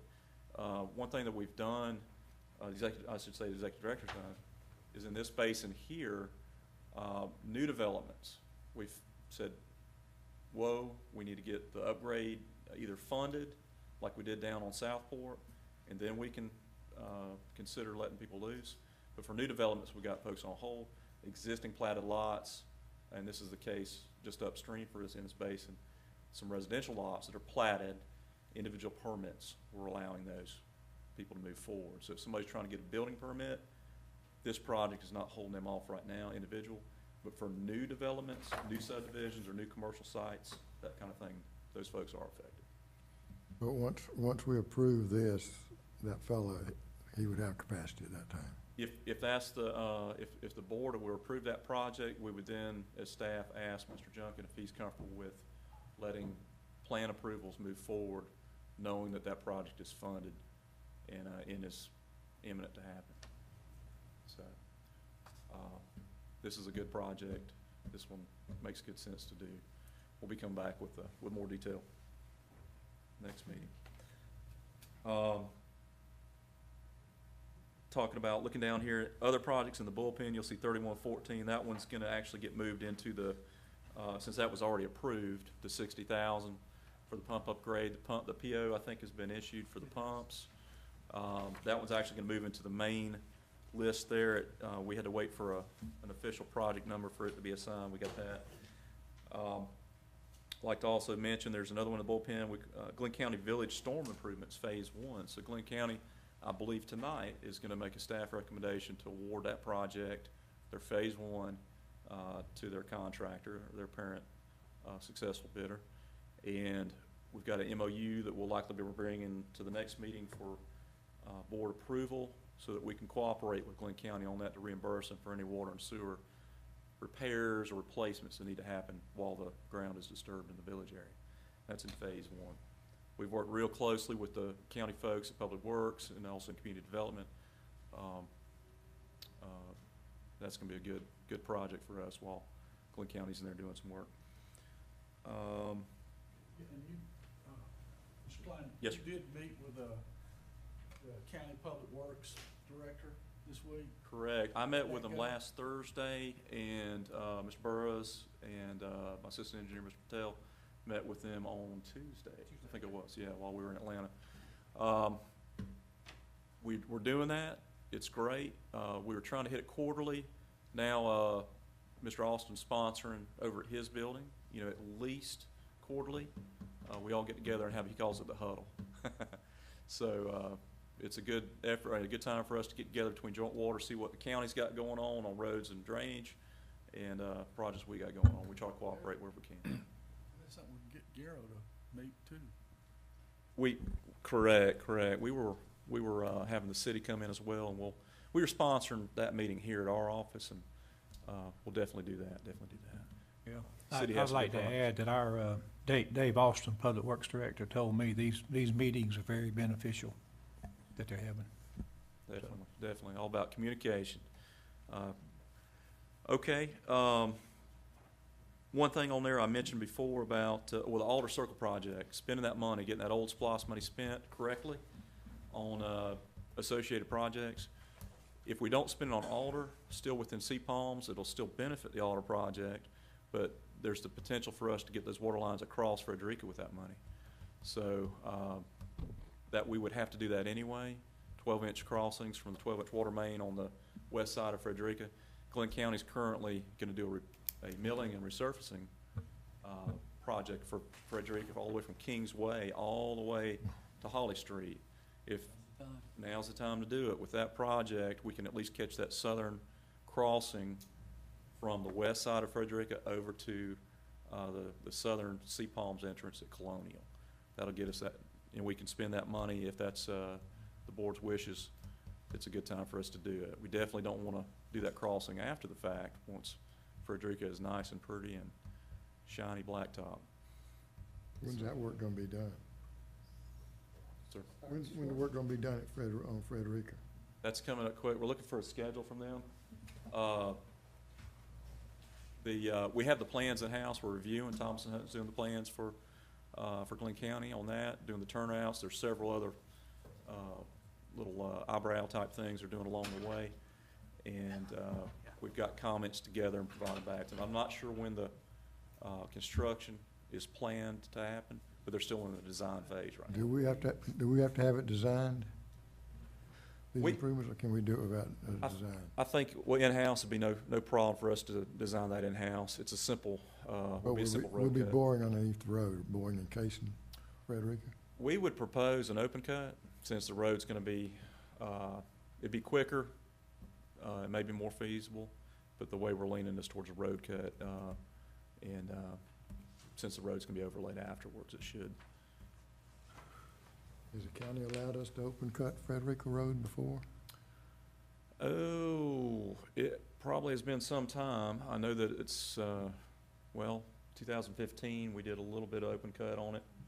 Yeah, for some sewer force main work. They did express at the meeting Tuesday that they would like to limit that if at all possible, which is why we said if we're going to open cut it, you definitely want to do it before they start laying that fresh asphalt down. You know, if we cased it, I mean, it'd be a lot better. That way, if we ever get a leak, we won't have a. We would install a casing. That's a major road. Correct. We would definitely install a casing, and then the carrier pipe within. But just install the casing and carrier via open cut. It just, if allowed, if permitted. So, I understand the concerns for sure with compaction and going back in, and you never want to have a bump in the road after the fact. So, it has to be done correctly. So that's the money on Alder. We're working with county folks on that to see if we make that happen. Mentioned the Holly Street was brought up, Holly Street project. That's in county's procurement office right now. I spoke with Stacy Culberth last week on that. They're just looking at it one more time to see if it's good to go. So waiting on an update on that. Do want to mention on the pump stations, 4107 and 4105 on Kate Road. Let me give you a location to kind of see.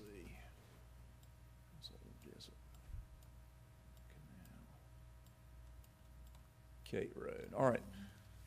So we're seeing a lot of activity, a lot of commercial interest and residential interest in the Exit 38 area. A lot of property right here is a new hotel that's going in now. Some other commercial interest in this vacant property at Exit 38. Up the spur even. Glynn County, as a matter of fact, has some growth happening up there at the safety complex with their animal control shelter that they've got planned. Bergen Woods is a project. We've actually got a comprehensive agreement with them to do some work to upgrade the downstream system. Down Kate Road and, down Kate Road, we have two pump stations that pretty much control this area of wastewater drainage. 4107 and 4105. Bergen Woods, with their comprehensive agreement, is upgrading 4105 with pumps to accommodate their additional need or their increased capacity need, and also a little bit of force main upgrade.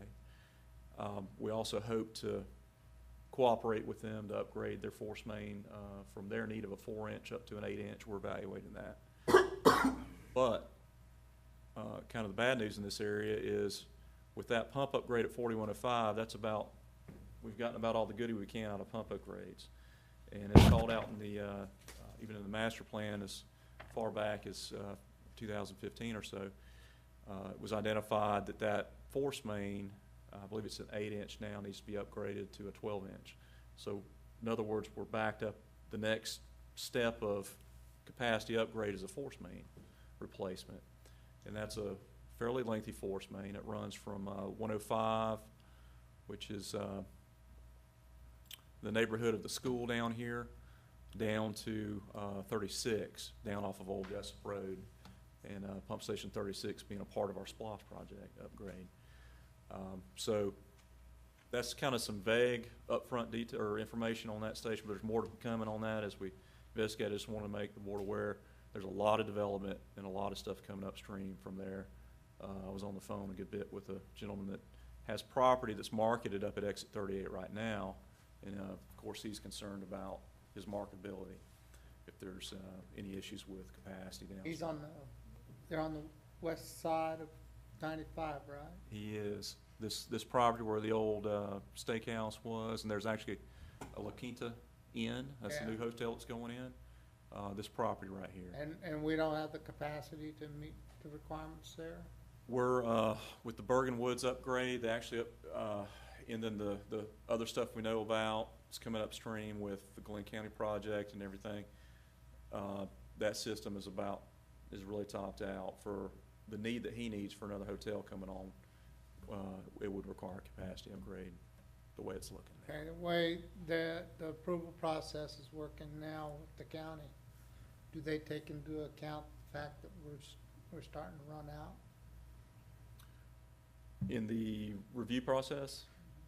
So this one came to us actually as a plan submittal. We hope that they come to us as early as possible so we can have conversation with them. Sometimes, in this case, the landowner has sold a piece of property to somebody, and now they're coming in with plans to try to upgrade or to try to build. And you can, I'm sure, understand the issues with that. Now we're having to give them a little bit of bad news. Hey, we've got to figure this downstream upgrade thing out. So. Well, I mean, in his due diligence, he should have come in, and he didn't. Is that what we're saying? We saw that project, I think, coming in as a site plan. So they're. And just understand, I'm not going to hold you to this number, but kind of like the ballpark. Mm-hmm. If he submitted an unsolicited proposal to upgrade the line, what would that run? Oh, the upgrade of the force main, I've got to go back and look and get a number on that one. I want to say it was 4 or 5, it's pretty expensive, 4 or 5 million? Yeah. Well, let me go back and look at that. It's What kind of line is it? It's PVC now, but it's just small. It's 8-inch. That's not the that's not the pump station that we had the accident in, it's the one that pumps to. Correct. 107's where, And we had the accident. we fixed the pump in that pump station that where it was blowing by? That's correct, yes, sir. Okay. They went in, redid all the bases, all the elbows, they put in elbow severs, redid the discharge piping, it's been completely redone. Let me get a number on the force main upgrade. Yeah, I hate throwing that out. I'm quite sure it's going to move right along. Yeah. Because, I mean, we don't actually say no anymore. We just tell them what the situation is. We tell them what the situation is, and they're more than welcome to enter. We have that tool to use, the unsolicited proposal, to cooperate, yes. And we'll know how much tap fees we get from it, and that might pay much of the cost of it, so that we can see. That's what we can look at. I mean, yeah. That's why we have it. Todd, I'm not saying this is analogous to this situation, but just probing my thought at this time. Mm-hmm. Do we look at, when we're looking at, capacity and stuff like that, does time of capacity Matter, what I mean by that is if you had just, for example, I see the elementary school there, that's kind of a 7 to 5 thing, and they have capacity reserve, making numbers up, 10,000 gallons a minute, whatever, I don't even have a clue, just making a number up. Do we say, well, a restaurant that's, or a bar that's obviously only open at night, they're requiring 10,000, or maxed out? Do we look at things and say, well, this is not gonna have the same demand time as this one does, and does that kind of stuff factor in, or is it a moot point? I'm not saying in this situation, I'm just using this as an analogy. Right, now that's a great question, and that's getting down to the detail of it, and that's, you should take a look at that. We don't currently, hours of operation, things like that, we base everything on a gallons per day basis, pretty much, but we do look at run times on pump stations. So that's probably the closest indicator of, when that demand is needed is the run times. Is it feasible to look at peak and see whether the service that's going in is, again, not in this case, just asking the question, is it feasible to look at general peak and then say, well, the peak that they would have is a totally different peak than another time, so therefore it doesn't really affect our peak? We don't break it down, in the analysis of, We take into account the total, max capacity. If everybody turned on their faucets at the same time and started running showers or whatever. Right, and then you Factor in a peaking factor. When you look at the capacity of, say, a school, and they say that, and again, using 10,000 gallons, let's say they use 10,000 gallons a day, not a minute. We assign that 10,000 gallons a day to the entire day's worth total. We may get that in 8 hours. So we don't actually look at it to the gallon per minute necessarily per thing. It's a total cumulative pumping capacity for the day that is broken into a per minute basis, assuming that it would balance out throughout the day. it actually kind of benefits, it kind of eliminates the peak in a way, because it spreads out their usage, like Mr. Burrows said, a school, it's occupied, however so many hours a day. We actually spread that out over 24 hours. So they're not necessarily being penalized, it's actually helping them in a way. It can attenuates the peak in a way. So Commissioner Stevens, you walked in, and I know you had asked the question before, how many more of these stations do we have that are red? So a couple stations, there are a couple more that we have designated as red, but not to say that we don't have some that we designate as they're still green right now or okay. If a large commercial development like a hotel or something were to come in, we're not saying that so that we have enough right now to accommodate them. To address that going forward in the future, we're going to, in our assessment, as we're working on overall assessment of the system, we're going to have a trigger, like a percentage of capacity, 80%, whatever it may be. We probably will mirror something like we look at the treatment plants. 80% we trigger, it triggers a plan to start getting put in place so that we try to stay ahead of getting stations into the red. So that's the majority of items I wanted to pick at on the list here, but I'm happy to answer any questions if anybody has any about particular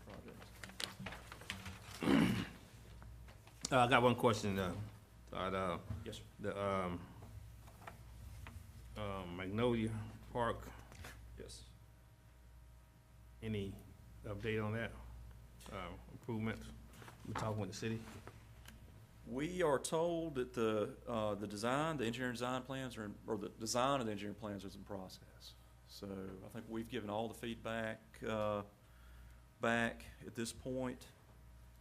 And, from what I recall, and speaking with Garrow, first of the year, they're hoping to have that thing, awarded for construction. Okay. And Is that including the water lines too? wherever they would be included, yes, sir. Yes, sir. That's a cooperative project with City of Brunswick that we have. Have they submitted the plans to us? We haven't seen the design plans back yet.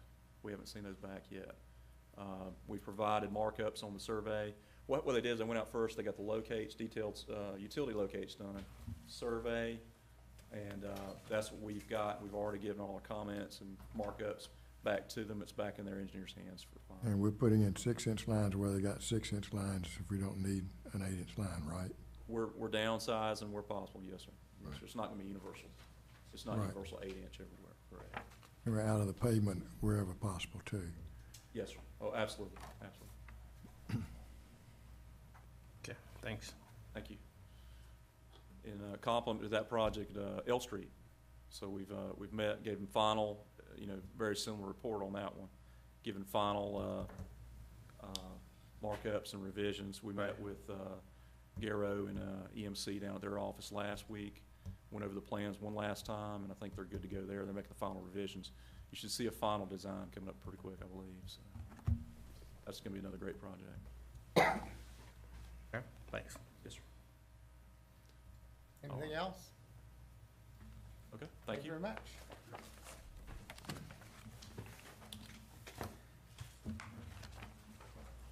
Okay, executive director's update? Mr. Chairman, not a ton, we've covered a lot today, the things that I wanted to get across. Was requested to give an update on the Brockton South master meter situation. We basically have communicated to them that there is a bypass around their backflow preventer, that when we went out and took a look at it, according to our staff person that went and took a look, it was just like spinning. Backflow preventer is on the fire service, and they shouldn't be using water in that line unless there's an active fire. Would that cause a problem with their water meter? It would. Remember, the situation here is one where we installed a master meter. I know, would it affect the master meter? Yes, because it's downstream of the master meter. Okay, so the master meter would be recording that water going through the backflow preventer. That's what I didn't really understand. And the deal was that if they could get their flows inside their facilities to be within 10% of what the master meter said, we would take the master meter out and start living by their meters. But so far, Andrew, you tell me it was like 25, 30% discrepancies. They're not even getting close. Who's this with? This Okay. is Brockton South. It's a private system. Private, yeah. And we're at the point where, few options. Jay brought it to, their rep's attention. He said he was gonna get his fire suppression folks out to take a look at it, but as we were talking, we can't figure out where that water's going if it's continually spinning. You know, maybe it's going to irrigation. We talked about going out and when they, you know, run their irrigation, catch a sample. We talked about, with us standing here, block the water on that line long enough to see if the irrigation system shuts down when we shut our water off, just for a second, just to check it out. Some means to find out if there's an illicit use of water off of that fire line. So we're gonna look into those things here in the coming weeks, but there's a real discrepancy between what we're metering at the master meter and what their cumulative meters inside the facility are seeing. So they're not out of the woods. Well, Anyway, that's the. Were there really faulty meters like that, or that was no faulty meters like this? No faulty meters. It's, at this point, it's. Well, Not now, but originally, they mentioned those faulty meters and had to be, I just curious. Sure did, yep. There was a couple that were misreading, but not 25% that he was indicating. I think also they was concerned about we wasn't getting back with them. That's what the letter said. We wasn't responding to their request to do something. So, but now, as you say, you're gonna do an investigation, so that might alleviate all that. We actually had meetings with them, where we negotiated an agreement. Okay. Which we were told might not hold up, but we had meetings with them, and that's where the 10% discrepancy came up. We talked about, okay, if you can get back within 10%, Okay. all's good. But 10% for what period of time? We told them that we would like to see them repeat 10% at least 2 months, not just a 1 month shot. Yeah, show some repeatability, then we would stop billing the master meter. And at that meeting, thought we left with what was a fairly cordial understanding of what was going on. And then they haven't been close to 10% yet. And I don't think he understood necessarily what was gonna be required for him to get 10%, and now he's. well, nobody wants to admit that their lines are bad. Right. So there was a problem with the billing that we got corrected. They were being billed incorrectly. They got the credit they were deserved on that. And they Okay. did pay the balance off. And we got that straightened out, and with the 10%, I thought we were in a good place. But, apparently, it was one of those situations where they didn't necessarily like the 10% agreement, thought they were gonna, you know, see if we could get that changed. Well, I mean, you essentially, you don't know what's in the ground. Right. They don't know what's in the ground. So that's the only fair way that I can see that you can come up with it.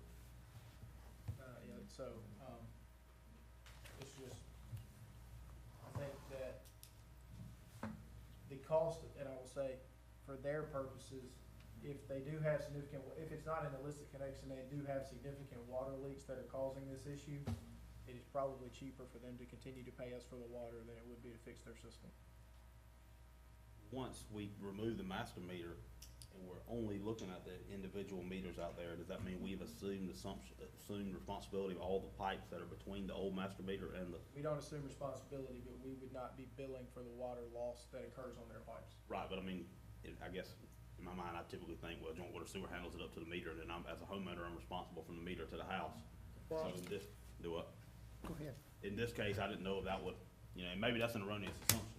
No, I think that is an assumption that people make, and there are several neighborhoods in this county that are on private lines with meters that we do not take care of their lines. Okay, that's what I was. So it is a ongoing situation. This is not, the one that's out there. We're looking for ways to address that because we do get calls on, hey, this line's leaking out there, and our guy goes to respond, figures out that it's a private line. And you can imagine the tongue lashing you get when you tell them that you can't fix that line because it's not yours. So it's an ongoing problem.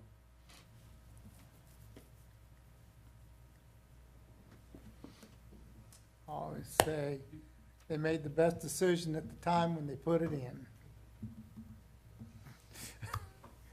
Mr. Chairman, the only other thing I had was, you know, here I'm trying to get these hot wash updates. Hot wash is, again, just a little side comments, request that the commissioners make to me and to the staff for inquiries or help or whatever. Anyway, I've got the most current update. I'll just set those out and y'all can pass them around. But again, if you see anything in here that, or you don't see something in here that you believe we should be working on or haven't responded to, please send me the updates.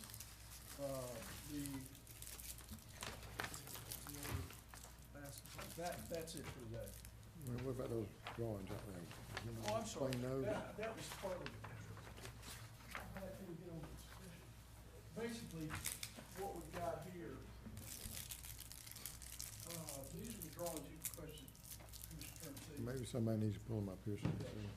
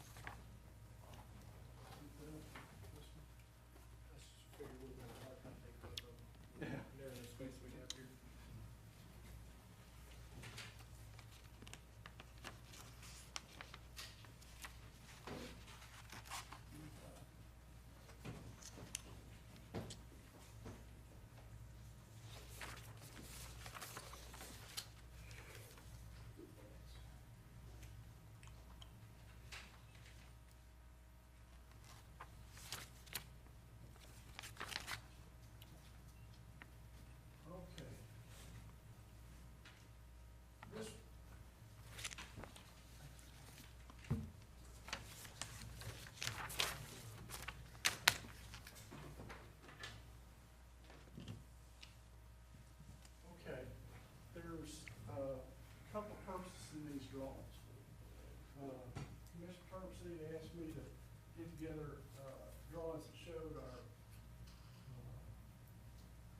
areas that were outside the city and off of St. Simon Island that were, he wanted to see all the sewer service lines and all the water lines. I assume that was to figure out where we had water, but no sewer, and therefore a lot of people on septic tanks that are potentially in need. The reason for that, I'm gonna say, is because with his contacts at USDA, we've got an opportunity to look at some loans and grants that we might be eligible for to go back and provide service out to some of those areas. Basically, build in some customers with some help from USDA. On, see, where was that? Let's see, this is the Ellis is that big Exit purple, 29. Ellis is that big purple area right up there. Big pink area is where Ellis Point is, right there. Right where your hand is. Say that again? Right where your end is where Ellis Point is, isn't it? Oh, yes. Right. Huh? Right here. Good as it used to be, and I didn't plug in.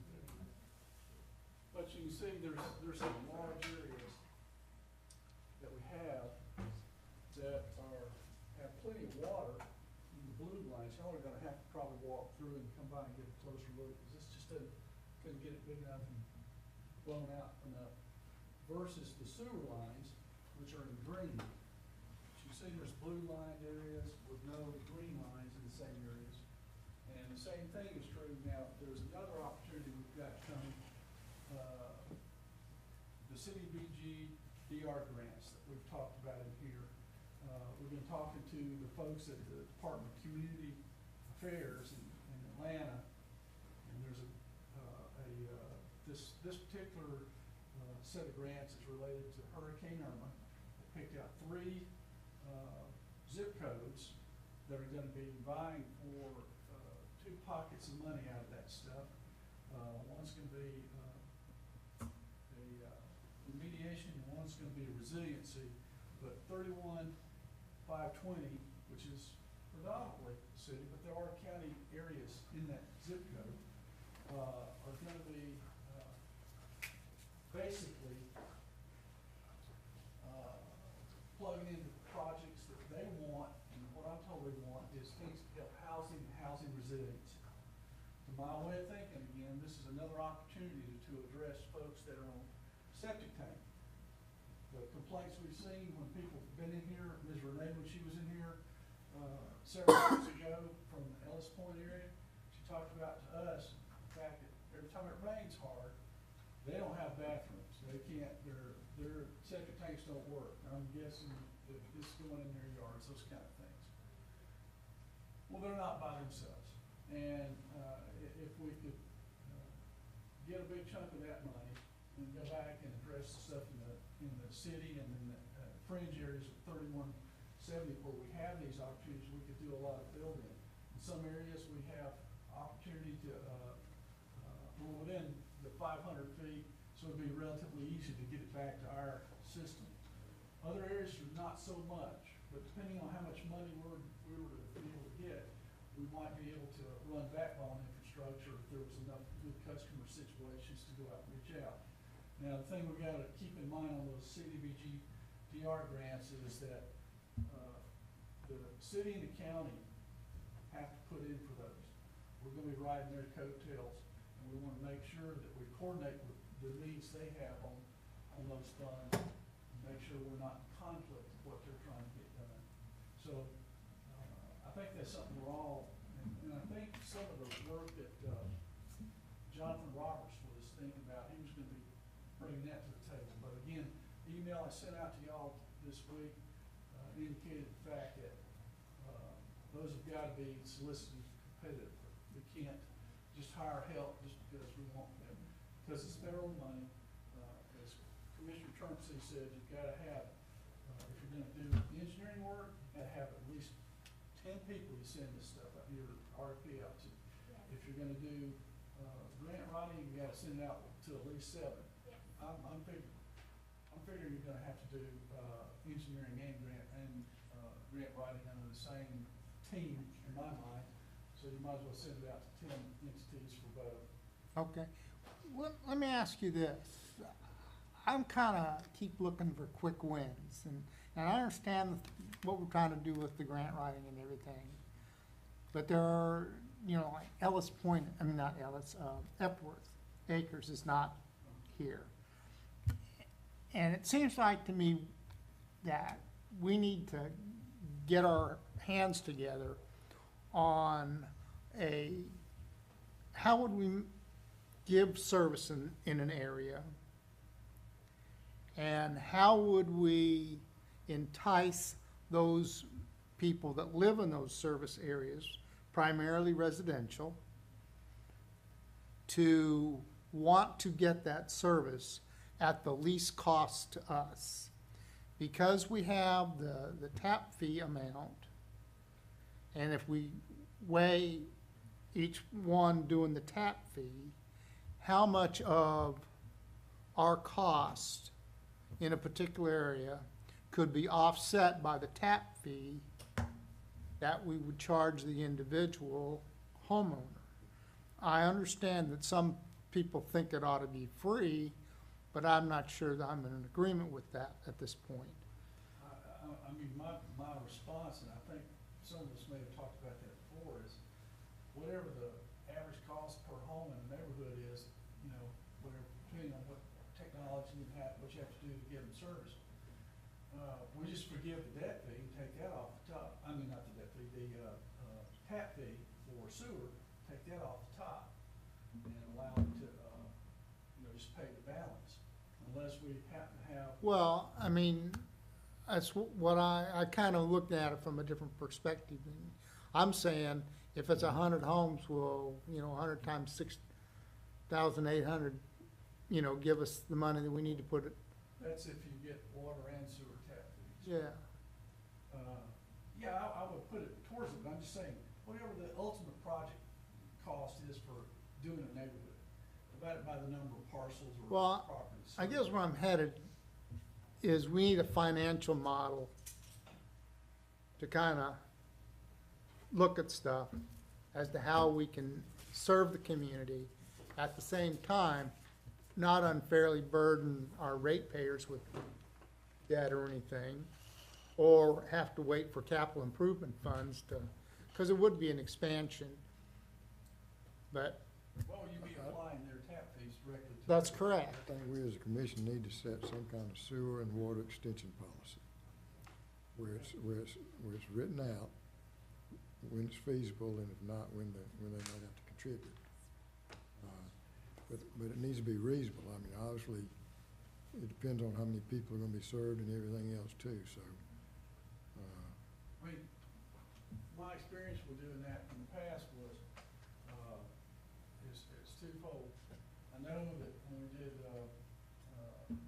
water and sewer lines, you know, there's communities where I came from that you had both, that they were absent, either city water or city sewer, or public utility. And, the assessment sewers, assessment water lines, when we went in and did it in some of the neighborhoods, you know, the city tried to be very, flexible. We actually fronted the money for all the projects and then divided it by whatever was, required per homeowner or per parcel owner. You know, it'd run, well, let's say 10,000, and we'd give them 10 years to pay it off. Payments each year. We didn't add it to their bill, maybe that would've been smarter, but in the end, we wound up at one point with a pile of liens against homes that we were never gonna collect, and we were out big money putting that stuff in. So we just gotta be careful about that, because you can invest a lot of money and never get the return, or any portion of it. Well, is there some, You're right, we can, I think, write a policy. yeah, There's a lot of people, starting at Arco and going up to Ellis Point and over in that area that aren't sewered. Yeah. yeah. And I think if we could, if every one of those people were tied on the sewer and paid a tap fee, we'd get a whole lot of money. Well, does public health go out and test wells? Sir, Does public health go out and test wells? I'm not aware of it. Does who do what? They don't count him, I don't know about But that. these are all deep wells in Glynn County, most of them are. If they got Really? shallow wells, they got a problem probably. I- Deep wells pretty easy to drill here. I know, well, I know that it's easy to drill, but, You're talking about testing the water quality on an ongoing basis to make Yeah. sure it's okay? I just, no, I'll shut up. Who are you asking about testing? Public health. Well, there's crazy water is what they say over on the other side of, 95 from, trying to think of the neighborhood name over there. It's on the opposite side from where Ellis Point is. Crazy water? Yeah, that's what they call it. Crispin Bowl, What is it? Is that, Turkey Farm. is Say that? it louder. Crispin Boulevard and the old Glendale Garden section and the hill. Well, Highway your Lakes. water, if you have a private system, they have to report to, Yeah, they have to take tests on the water. the private system's State. permitted. It's a private system, but it's a private home. Private home is not, but a private system is. Yeah, a private well? But private, and I think in Ellis Point, they have individual private wells. Right, a community system is permitted, private wells are not. Community system, I think it's anything over 25 homes or Right. something. Yeah. But if you got 10 homes, it's not permitted. Well, now, well, some of these trailer parks we have where they have their own water well and all, I know the state wants to meter them, they hadn't gone there yet individually, but as far as testing, does the trailer park owner have to test that water? Or is it treated like an individual's private well? Couldn't tell you. Depends on how many customers. Depends on the number of customers that he has to pull in. Number of customers in a trailer park, That's okay. correct. Okay. There are some opportunities, and we've got some near-term, grant and loan opportunities that would be pretty reasonable, even on the grants, because if we could get, were we talking about USDA being 50/50? No. How much? You know, Jimmy, one of the problems, It all be loan? No, most of them, most of it probably be loan. Okay. you know, one of the problems with, inducing people to tie on, say, go out 341 at, say Highland Park. I've had people call me, and I think they've called down here, but Highland Park, going out 341 past 95, it's on the left. I'm just choosing it, but the sewer line's on the opposite side of 341. So if those folks want sewer over in Highland Park, and there's a sewer line on the side, it's gotta be bored under 341, and that is very expensive. And first thing they're gonna say when they hear what that's gonna cost is, I don't want it. You know, where if it was, You gotta remember, and I don't know the situation in each of those neighborhoods, but there comes a point where if you're on a septic tank and, the ground is not suitable, or your field lines wear out, you gotta go back in and do an engineered system. I've heard some cheaper numbers, but I've also heard some pretty hefty numbers, like 15 or 20 grand. So there's a point where they can afford it. If they can't, then we gotta be looking at something like CDBG and trying to subsidize and help them out. but it just seems to me if you could go down where you have these established neighborhoods, Highland Park, River Ridge, that's on the opposite side of 341. If you could run that line to the other side over there, somehow, Get them all on. and then you could go in there and knock on doors and said, okay, folks, would y'all like to be on water and sewer? Why don't we knock on the doors first before we run the line? Well, You know, But I just, see what you're saying. every area is not gonna be self-funded though, because but if you look at the overall area, then it probably would be. And then if there's a debt there, we can look at the amortization of that debt over a period of time. With those people, we have access to funds, they don't as individuals. So we need to think about that too. We don't wanna just say, well, no, Ellis Point only has 45 people and it's not gonna be funded. Because once we put sewer in an area, the people start connecting as soon as their septic tanks fail. Yeah. see, the septic tank, you know, talking about septic tanks failing and what it costs to do that, the problem with septic tanks failing is they don't all fail at the same time.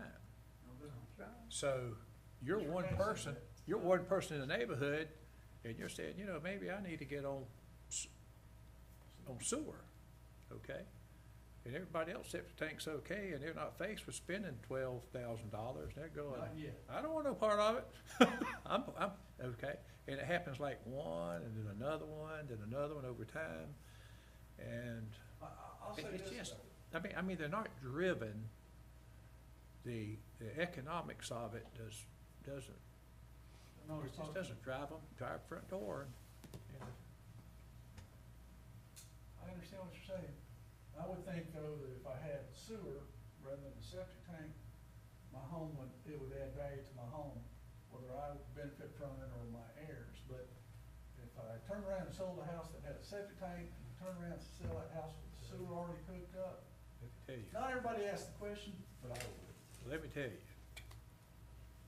I've been on them all my life, and I have not heard, I have never gotten a call about a septic tank as an elected official, except whenever folks have a problem with usually it's root bound in the drain field, and they have to go down and get a permit to do something with it, and they're told you can't use it anymore, you have to abandon it, and that's when they holler, see? But if it wasn't for that, in the old days, they'd just get somebody with a backhoe out there and they'd fix all that up and they'd move on with life. They would, yeah, I mean, septic tanks work real well here in Glynn County. And so, There's folks that would argue with you. I'm telling you, Depends on location. Huh? Depends on location. Yeah, it depends on the location, that's exactly right. There are some soils, there are some areas here where there's enough sandy wafers to make it work pretty good. There's also some areas where we got a lot of clay fill that. I live in a lot of clay field, and mine has worked fine for a quarter century. I don't know, we got folks that aren't as lucky as you. I just, yeah, and everybody else is on it, you know. Well, I understand what Commissioner Terpsey was saying, if we were doing a long-term loan, we could spread it out, would put in that, if we could do a long-term cheap loan, I don't know whether it's USDA or who, and then take the customers as they hook on and charge them a small surcharge to help offset the debt service on the USD loan. That kind of policy, I could go for that. We're in the water and sewer business, and we need to be seeking customers, and we got customers out there, and some of them asking us. Just need. And the others don't know that it's available, if we can make it available. Well, that's why, going back to last meeting, you know, when I suggested we should try to come up with some, even if they're broad numbers, give the folks an idea. Let's go to Ellis Point. Yeah.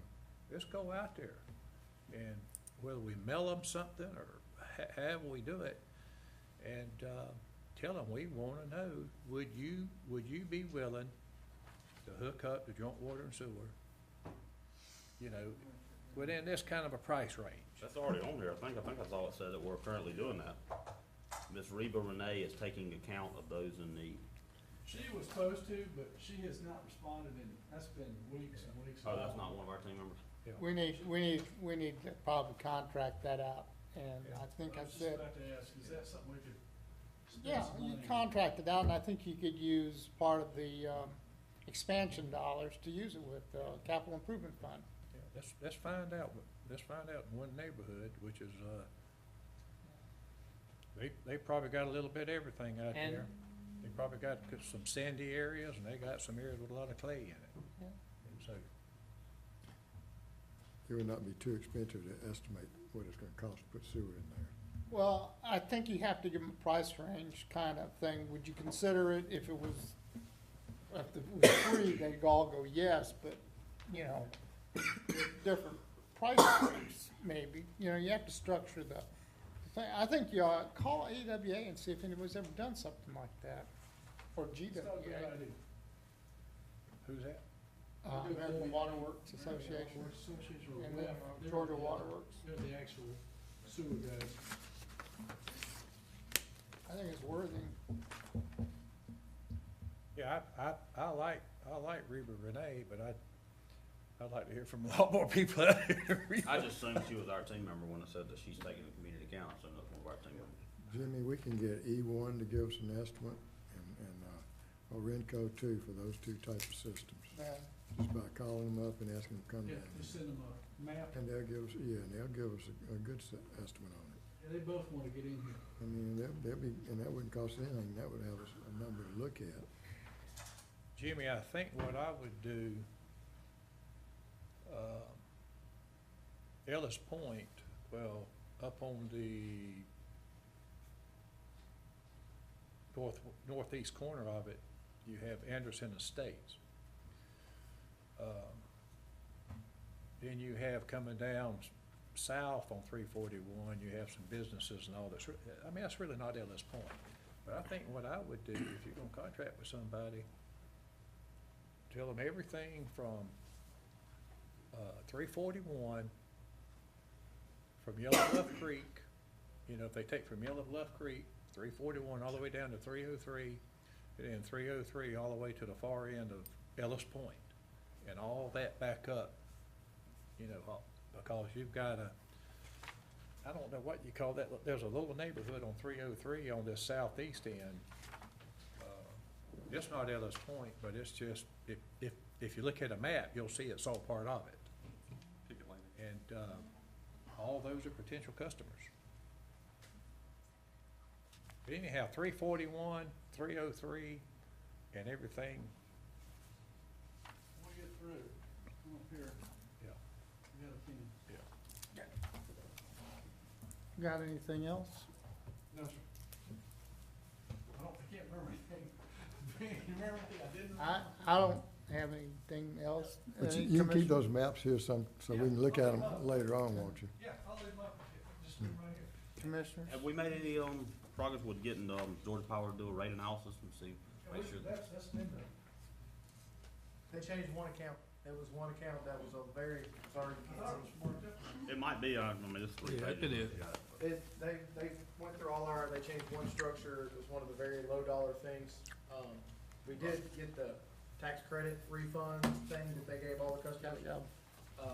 Which probably saved us about $25,000 this month for the tax credit. What made me think the other day when we were looking at filter, Academy Creek, you know, it was mentioned that wasn't a totalized bill, that we got 3 different bills for that. They're all the same rate structure.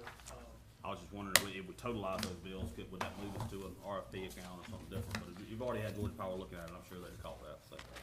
So they did change one, but like I said, it was a very low dollar monthly bill.